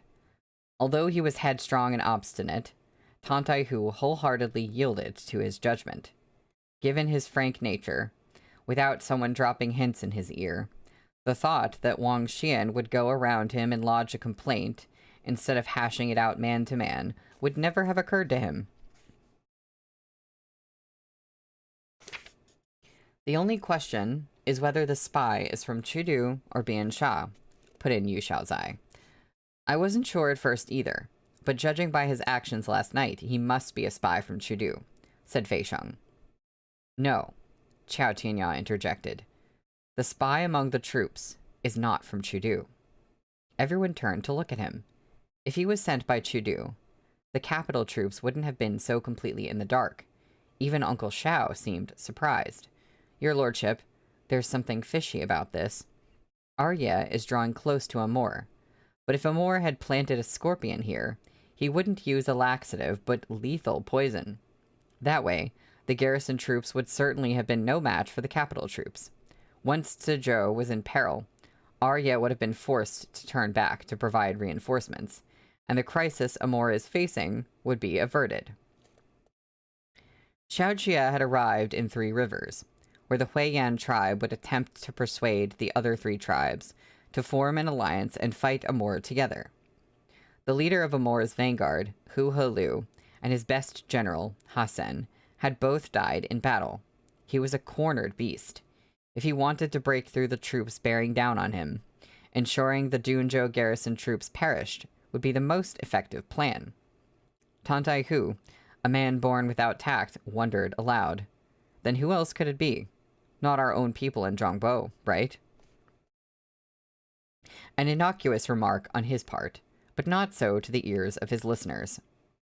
Gears whirred in Yu Xiaozai's mind, but he didn't dare reply. There was no doubt that different factions existed within Zhongbo. During Shen Zichuan's early days in Zizhou, the advisors under Zhou Gui had clashed for this exact reason. Presently, officials who held key positions in Zhongbo belonged to one of two camps: local officials from Zhongbo, whom Shen Zichuan had promoted, and former ministers of the Zhou Empire from Chudu, who had thrown in their lot with him. Although they stood on equal footing within the administration, everyone had their own private alliances, and their own purposes for serving the prefectural governor. That a boundary existed between them was undeniable. Yu Xiaozai's mentor had been Sen Yu, who was still a major official of the Grand Secretariat in Chudu. He had come to Zhongbo to broker a truce, but ended up staying. It was his personal wish to follow and serve the prefectural governor. Shen Zichuan treated him well, and entrusted him with the inspection tours of the 6 prefectures, so he traveled around Zhongbo, supervising the regional administrations. It was inevitable that this would create friction with those he oversaw. However, that friction had not gotten to the point of outright conflict. Yu Xiaozai did not manage the affairs of any prefecture, had no soldiers under his command, and reported directly to Shen Zichuan, who could dismiss him at any time. The one who had truly upset the balance was Wang Xian. As a former court official who'd been demoted and sent away from the capital, Wang Xian had been given direct jurisdiction over key economic affairs of the 6 prefectures by Shen Zichuan. He had been Luo Mu's nightmare when he visited Chazhou. Speaking of the spy, has he been caught yet? Shen Zichuan asked Tantai Hu. The troops were in disarray last night. We haven't finished the head count. Tantai Hu looked back at the troops in the distance. Your lordship, most of the muskets we seized from the capital troops don't work. This was news to Shen Zichuan. Frowning slightly, he echoed, they don't work?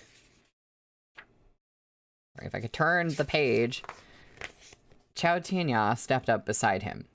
That batch of muskets from King Yi of Fanzhou. He reminded him quietly. 135 of them.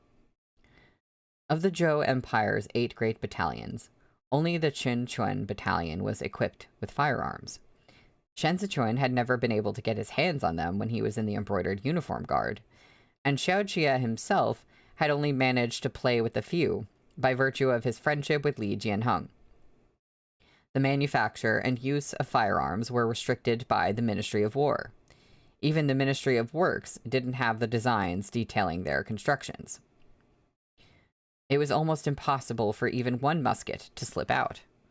On top of that, the number of muskets was extremely small. Excluding any that were damaged, there were less than 200 total. Faze, you said didn't Ling Yun sabotage those? I don't remember. You might remember something that has slipped some of our minds. Because I remember him obviously, like, having guns, but not him sabotaging any of them. Where was I? It was impossible for even one musket to slip out. On top of that, the number of muskets was extremely small, excluding any that were damaged. There were less than 200 total. Did you check the serial numbers? Shen Zichuan asked. For some reason, the mention of serial numbers, like serial numbers in my head, is like such a modern concept that just like completely threw me off. I'm sure I'm just like forgetting something. Yeah, Blue, you said I really need to read this from cover to cover, but without breaks. One day. Chao Tianya nodded. Uncle Xiao brought 150 muskets. They're marked with the same numbers as the ones Hua Ling Yun brought with him. Oh. I thought... Okay. Yeah, you're totally right, Vase. No wonder they didn't work. They were convincing fakes. The real muskets had made their way into Shen Zichuan's hands long ago. So I'm still a little... Either Xiao Changbi knew that they were fakes, or he didn't know, and he wasn't actually trying to, like, secretly help them. Yeah, so Shen Zichuan has the real ones. Shen Zichuan was slightly taken aback, but he reacted swiftly. The Ministry of War had the firearm designs and the key to Chun Chuan Battalion's armory. If Chen Zhen was the one who swapped the muskets, he wouldn't have handed the fakes to Xiao Changbi, and Xiao Changbi wouldn't have been able to deploy troops. He glanced at Chao Tianya, thoughts flashing through his mind. Xiao Changbi must have known the muskets had been swapped. Yet he insisted on deploying his troops and coming to his death because...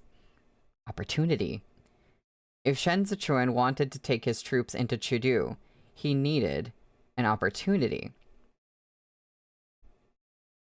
The Grand Mentor told me to conceal myself among the embroidered uniform guard to wait for your lordship. Chao Tianya's eyes were dark. In the deed of indenture he gave to your lordship, there was no mention of my surname or birthplace. Qi Huilian had only written the name Song Yue. And as a reminder, the chapter is called Huilian. In that case, Chao Tianya said, couldn't there be another one with the name Feng Chuan? A raindrop fell between Shen Zichuan's brows, and a strong wind gusted through, whisking away the lingering smoke in the camp. Rain suddenly poured down in torrents. Fei Sheng shook the cloak open and draped it over Shen Zichuan to shield him from the squall. Should there come a day, before this is over, when you and I lose our lives, then today's arrangements will be the killing move that will preserve his life. Qi Huilian had sat under the eaves with his arms around his knees, watching the rain come down. He'd set aside his empty wine gourd and grinned at the oblivious Jigong beside him. You gave him Avalanche. I'll give him a blade to slay the king.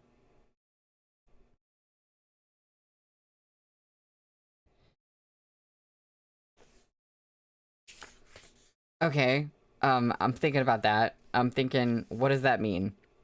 I should know what that means. Is the... Feng Chuan was the blade, question mark? Right, it sounds like we're saying that Feng Chuan is the blade. But again, I go back to that moment where Feng Chuan was cutting Xiao Changbi's hair, and it was like mentioning how close the knife was to his neck, and I was like, so Feng Chuan has beef with his father. It's something, I don't know. So I was like, that's weird. So I still am like, where does Feng Chuan stand right now? How is Feng Chuan, if Feng Chuan is the blade, how is Feng Chuan the blade? Okay. that was the end of the chapter. There's one more for us today. We're on page 145, chapter 272, which is called Twist. Oh, maybe because his father was going into war against Shen Zichuan. And if Feng Chuan was not aware of, like, Xiao Changbi maybe doing some things to sabotage it on purpose, then maybe he would think that he was going against what he wanted. But I feel like they would be on the same page about that if they're both on the same side. Yeah, so anyway, this chapter is called Twist, and I'm like, what? Raindrops drummed on the tent as tea boiled on the stove inside. Shen Zichuan had changed out of his wet clothes. Sitting down beside Yao and Yu, he asked Ji Gong, Shifu, did you know about Feng Chuan? I did.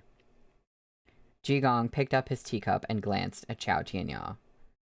But I had no idea he was Xiao Chengbi's son, much less that Xiao Chengbi was selling steamed buns near the Temple of Guilt. When the Grand Mentor said he was going to do this all those years ago, he only said Feng Chuan was a mole. Yes, Feng Chuan is the blade, then.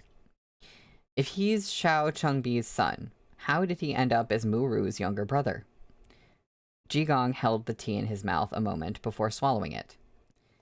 Do you remember the night we came to the Temple of Guilt? The Grand Mentor said the Eastern Palace suffered countless casualties among its subordinates.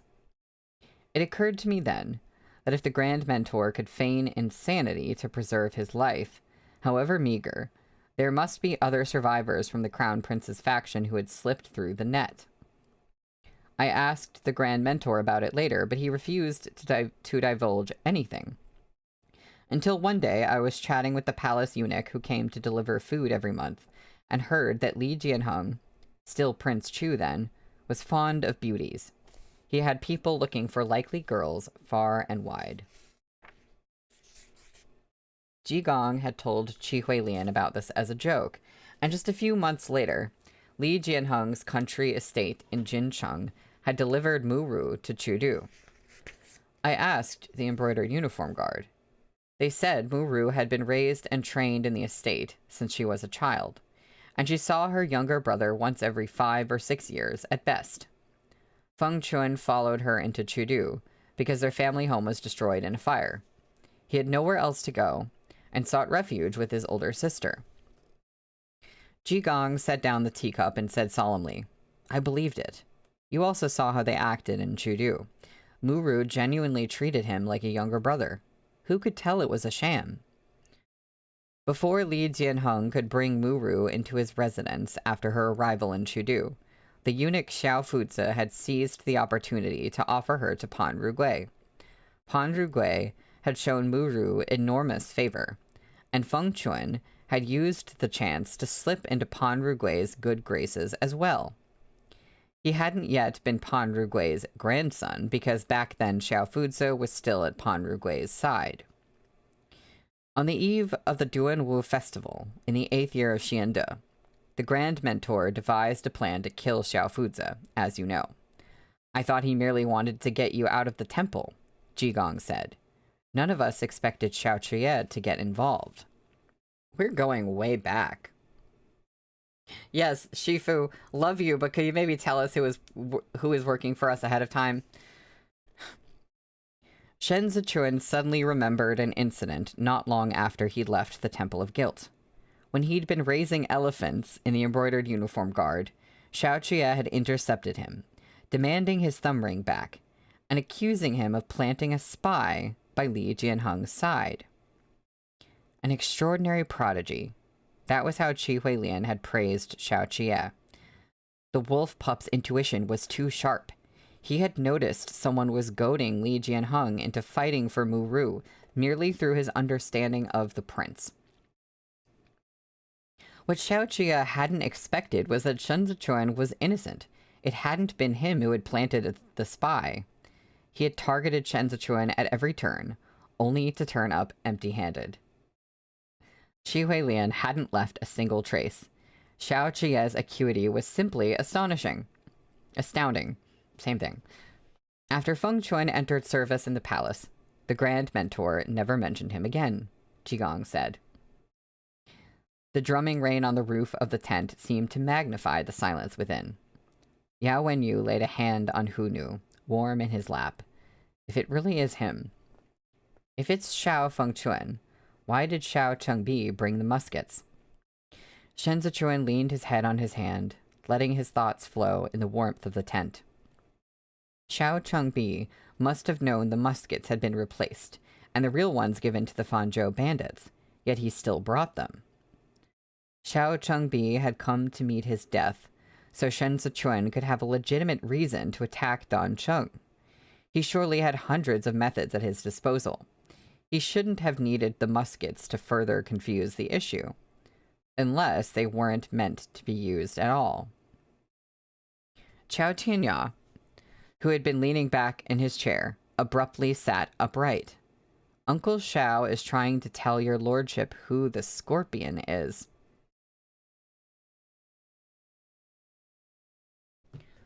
What would the muskets have to do with that?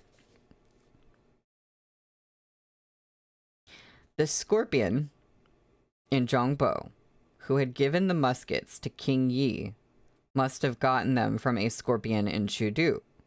Although Chen Zhen held both the plans and the authority to deploy the muskets, he somehow had no idea that the Chun Chuan battalion's muskets had been replaced with fakes. The eunuchs have eyes and ears everywhere. A strange feeling overcame Shen Zichuan. Some things he had been clear on began to blur, while others that had been murky snapped into focus. Lu Guangbai told me that the one who swapped out the Bianjun commandary's grain was the military inspector eunuch, Ying Shi. If that's the case, then Fuman is a scapegoat, and Shui Yanqing is a human shield, Yao Wenyu said. This blade, Shen Zichuan's brows creased in a slight frown, is a little hard to wield. Right, like, Feng Chuan is apparently on their side, but, like, how do we work with him? We already knew to suspect Panru Gui ages ago, but I think it's just laying out, like, the whole... Wait, so who's both?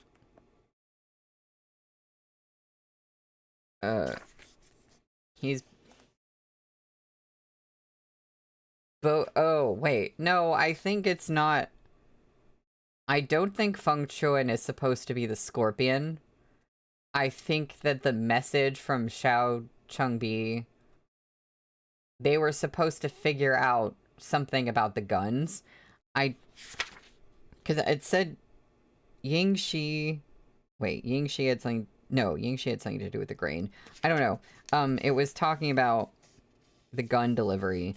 I think there's still a certain person that they have to figure out the identity of, but it's supposed to be a pointer at who did something with the guns. I'm not totally clear on that, though.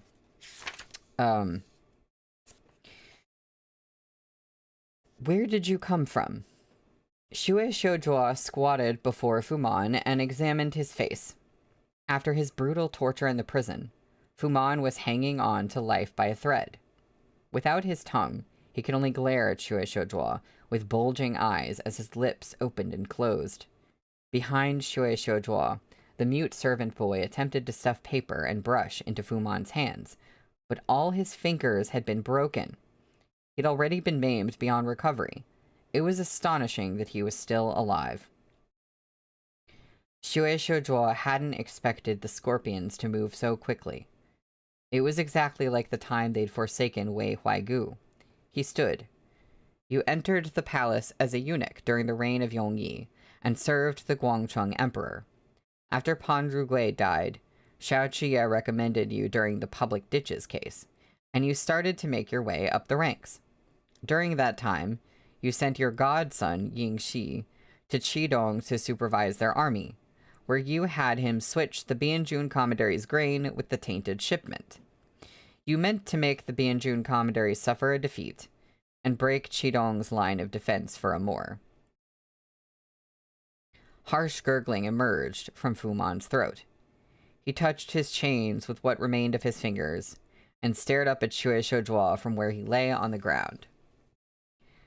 Military and political shakeups were inextricably linked. Even as far back as the fall of Zhongbo, Hai Liangyi and the other court ministers had noticed something amiss within the Zhou Empire. Since the beginning of the reign of Yongyi, they had been fighting tooth and nail with the noble clans, resulting in a stalemate between the two powers. But after Zhongbo's defeat, the situation hadn't developed in the direction either party envisaged. Hua Siqian was the first to give the game away. Flustered by Hai Liangyi's investigation, he had colluded with the Biansha horsemen, inking a debt of blood in the 6 prefectures of Zhongbo. Xue Shoujua, who was then Chief Supervising Secretary of the Office of Scrutiny for Revenue, had had a clear view of the transfer of grain and silver at the time. Xue Shoujua got up, muttering almost to himself. But to your surprise, Lu Guangbai didn't die. Instead, he deserted with his men.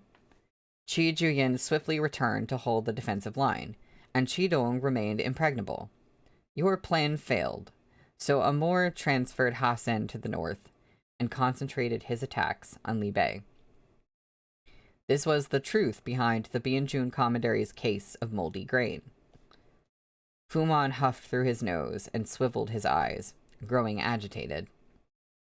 The hands behind Li Bei's rotten provisions had belonged to Wei Huaigu, who had colluded with Jueshi officials to resell fresh grain to Zhongbo for a massive profit. In the process, they had replaced Li Bei's grain with moldy rations, a fact exposed by Yang Cheng's relay report. This missive had originally been meant for the Ministry of Justice, but it had instead been diverted to the Ministry of Revenue upon reaching Chengdu. Both Xue Shoujua and Shen Zichun had assumed the intent was to threaten Wei Huaigu. Since Xiao Qia had refused to let the case go, the Scorpions had made the quick decision to cut their losses by removing Wei Huaigu from the equation. Only then could they keep the other Scorpions hiding in Chengdu from being implicated. In that case, apart from Fu Man, who were these other Scorpions? Fu Man's bloody palm scraped across the ground as he attempted to write something. As the streaks of blood overlapped, his breathing gradually grew more labored. The cell door opened. Your Excellency, Feng Chuan stood primly outside. A relay report has just come. Some men who defected from Zhongbo have arrived. The Grand Secretary and Her Majesty are both waiting in Mingli Hall for you to join them. From the dimness of the cell, the hall outside appeared almost blinding. Feng Chuan's bowing shadow crept across the cell and shrouded Fu Man's crumpled figure. Fu Man recoiled as if bitten by a snake, his tears and sweat flowing as he stared at Xue Shoujua's back. His lips parted, but he made no sound. Feng Chuan stepped aside to let Xue Shoujua out of the cell. Once he was gone, Feng Chuan's gaze shifted back to Fu Man, who was breathing heavily, chest heaving as saliva dripped from his lips. Feng Chuan walked in a slow circle around the cell, studying him. As the cell door was shut behind him, he kicked Fu Man. What were you going to tell Xue Yanqing? Feng Chuan looked at the intersecting bloodstains on the ground, and understanding dawned. You wanted to write my name. Fu Man wanted to escape Feng Chuan's shadow, but he couldn't move. No need to rush. Feng Chuan gripped Fu Man's wrist and moved his broken fingers across the ground, stroke by stroke. Shh. Listen. Even if you tell him now, he won't believe you. When the time is right, I'll tell him myself. All clever people need such a lesson. Fu Man's arm was trembling. The bloodstains on the ground increased as Feng Chuan stubbornly persisted in writing. Guiding Fu Man's hand, he turned the Feng Fu Man had written into a crooked kill. Just you wait, Feng Chuan said darkly. I won't let you down. Tantai Hu had just finished the head count of the garrison troops, but he hadn't seen Liu Kong. He asked around, only to realize Liu Kong was nowhere to be found. Is Liu Kong up to something? That son of a bitch better not have fled from battle. Tantai Hu gripped the name roster. I must have been blind, wasting my effort on him. He wanted both sides to suffer casualties. He didn't expect his lordship to have such incredible foresight. If he stayed any longer, he wouldn't have been able to make his escape. After checking to see that no one else was around, Yu Xiaozai told Tantai Hu quietly, when you report it to his lordship later, just state the facts. Don't say any more than necessary. Finally, it hit Tantai Hu. He blurted, in shock, You're saying Liu Kong was the spy? But he fought beside me in Duanzhou. Besides, isn't it just like Chao Tianya said? What's the point of him giving us the runs? Why not kill us? Unable to explain, for some reason, Yu Xiaozai simply repeated, just report the facts to his lordship. His lordship will understand. What I'm worried about now is that the traitor behind him will run too. Tantai Hu felt a chill creep up his spine.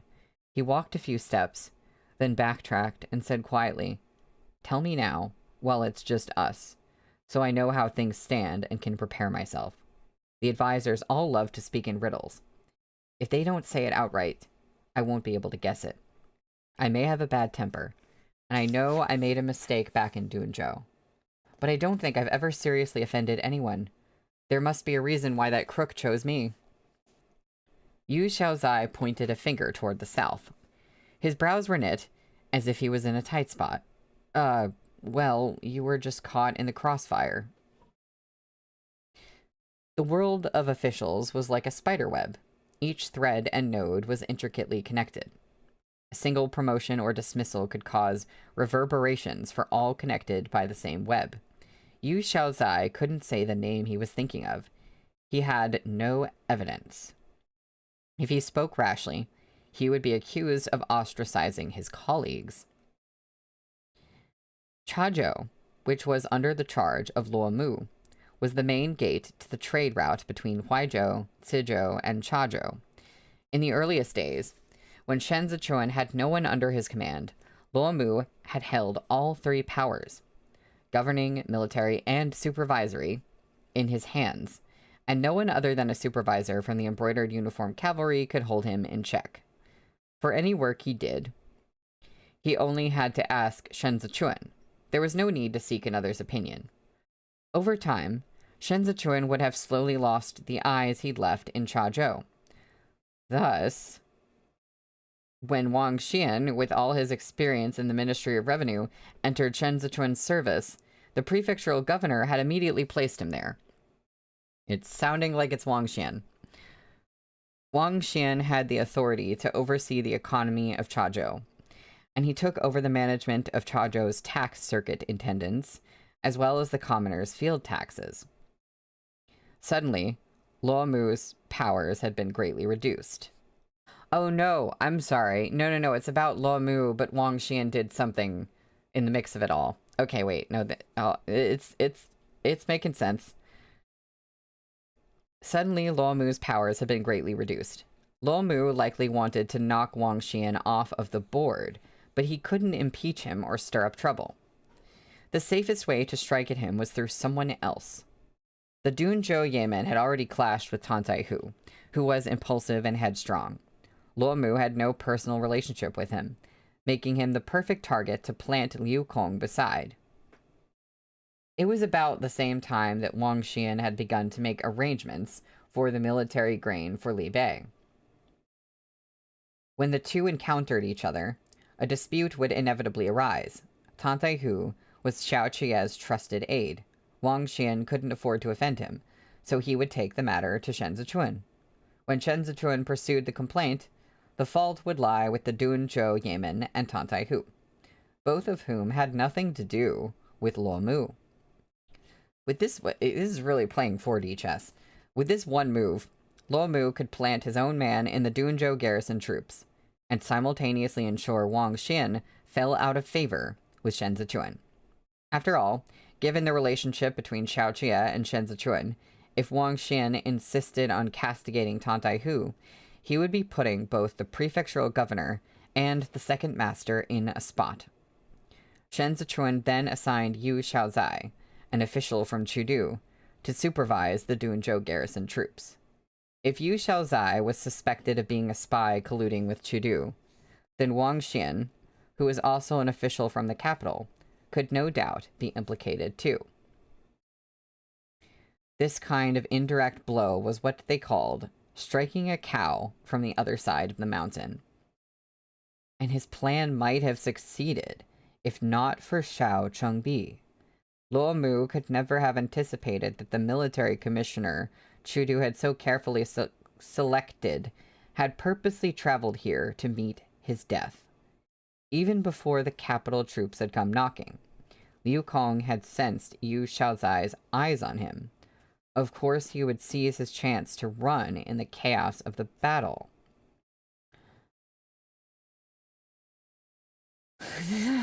Blue. His plan might have succeeded if not for Xiao Changbi and his steamed buns. Hurry and inform his lordship. Yu Xiaozai lifted the hem of his robe as he strode toward the other end of the camp. I have to ask Fei Sheng if the embroidered uniform guards stationed in Chazhou have been withdrawn yet. Fei Sheng was having his meal. Upon hearing Yu Xiaozai's question, he replied in puzzlement, bowl still in his hands. Of course they've been withdrawn. His lordship wanted to build the embroidered uniform cavalry in Duanzhou, and we didn't have enough manpower. Besides, we have you to supervise the 6 prefectures' yemen. I called my men back ages ago. Ah, Yu Xiaozai said softly, his face turning pale. Oh no, old Fei, this is bad. Oh dear. I sense us coming upon some sort of cliffhanger. Xue Xiuzhuo braved the rain as he made his way to Mingli Hall. When he entered, everyone turned to him with a different expression on their face. News came earlier. San Yu gestured for Xue Xiuzhuo to look at a letter lying on the desk. Luo Mu of Chazhou has defected with all 20,000 of his garrison troops. I say this is Shen Zichuan's trap, Kong Chu added. Luo Mu is the prefect of Chazhou. Why would he take such a risk? I imagine the court's offer of 1 million taels is the first reason, Chen Zhen said. As for the second, he claims he is sincerely loyal to the Empire, but was forced to submit to the rebels against his will. In his letter, he says he had always intended to defect to Chudu. Shen Zichuan has long been wary of him, and that's why it's only today that he dared risk his life to come to the throne's aid. Great. The garrison troops from Huaizhou are still on their way. Li Jianting stood beside her desk. If Luo Mu is already on the road, then he should be here within a few days. Dancheng is already lost, Xue Xiuzhuo said. Assemble the remaining capital troops. Together with the men Luo Mu is bringing, we will have 30,000 soldiers. Qi Juyin wants to turn against the state? Let her. The Grand Secretary can write a letter to Qi Shiyu, asking him if he'd like to be a traitor too. He folded up the letter. Send a message back to Luo Mu. On his way here, he can stop in Hezhou. Tell him to force the Yan clan to hand over their remaining grain and cut off Shen Zichuan's trade route. Without Chazhou and Hezhou, Shen Zichuan will have lost a limb. We're short on grain, but his supplies will be depleted soon enough too. Now that the 90,000 armored cavalry soldiers have committed themselves to the desert, for each day Xiao Qie doesn't return, Shen Zichuan will be hard-pressed to advance. I am sorry to tell you all, that is where we're ending today. Cool. Good. Nice.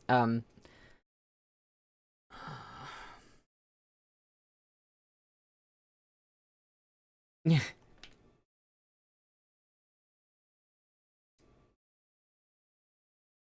Yeah, it's true we haven't seen the protagonist, like, very much. I do like, you know, it's really an ensemble cast. It's tough. It's tough being away from them, but I kind of like it sometimes. Um, it's like just because there's so many different characters involved in this, you really gotta look at like what's happening everywhere. I guess if it was written with just the perspectives of Shen Zichuan and Xiao Qie for the most part, that would, I mean, you could tell the story that way too. It would be interesting. I feel like it would definitely feel like a different story. Yeah, well, we're not halfway through this yet, so I won't yet assume myself that she needed another volume, but I am curious how this is going to work out. Um, I am very curious. Because it is like, well, if you're writing a story and it's already long, why not just go a little bit longer if you need to? So I wonder if it ends up being like too short, then like why? Like what would cause that? I'm gonna keep my trust in her for now that she can like turn this around and like wrap everything up and that it won't feel too short. I don't know. But you know, I've never heard people talking about this book having a rushed ending. Like people who've read the fan TL. And obviously I avoid spoilers, but I just mean like when this novel comes up as like a recommendation from people. You know, because I always hear like people like Meat Bun, but they still criticize her endings. But I haven't heard the same kind of thing about this book, so I'm just like I'm hoping, you know. So, yeah, that's the end, and I've got to go. Thank you all for joining today. I will see you again on Monday. Yeah, next Monday. And on Monday, we will be starting on chapter 273, which is called Reveal. Another very interesting chapter title. So, see you then. Bye.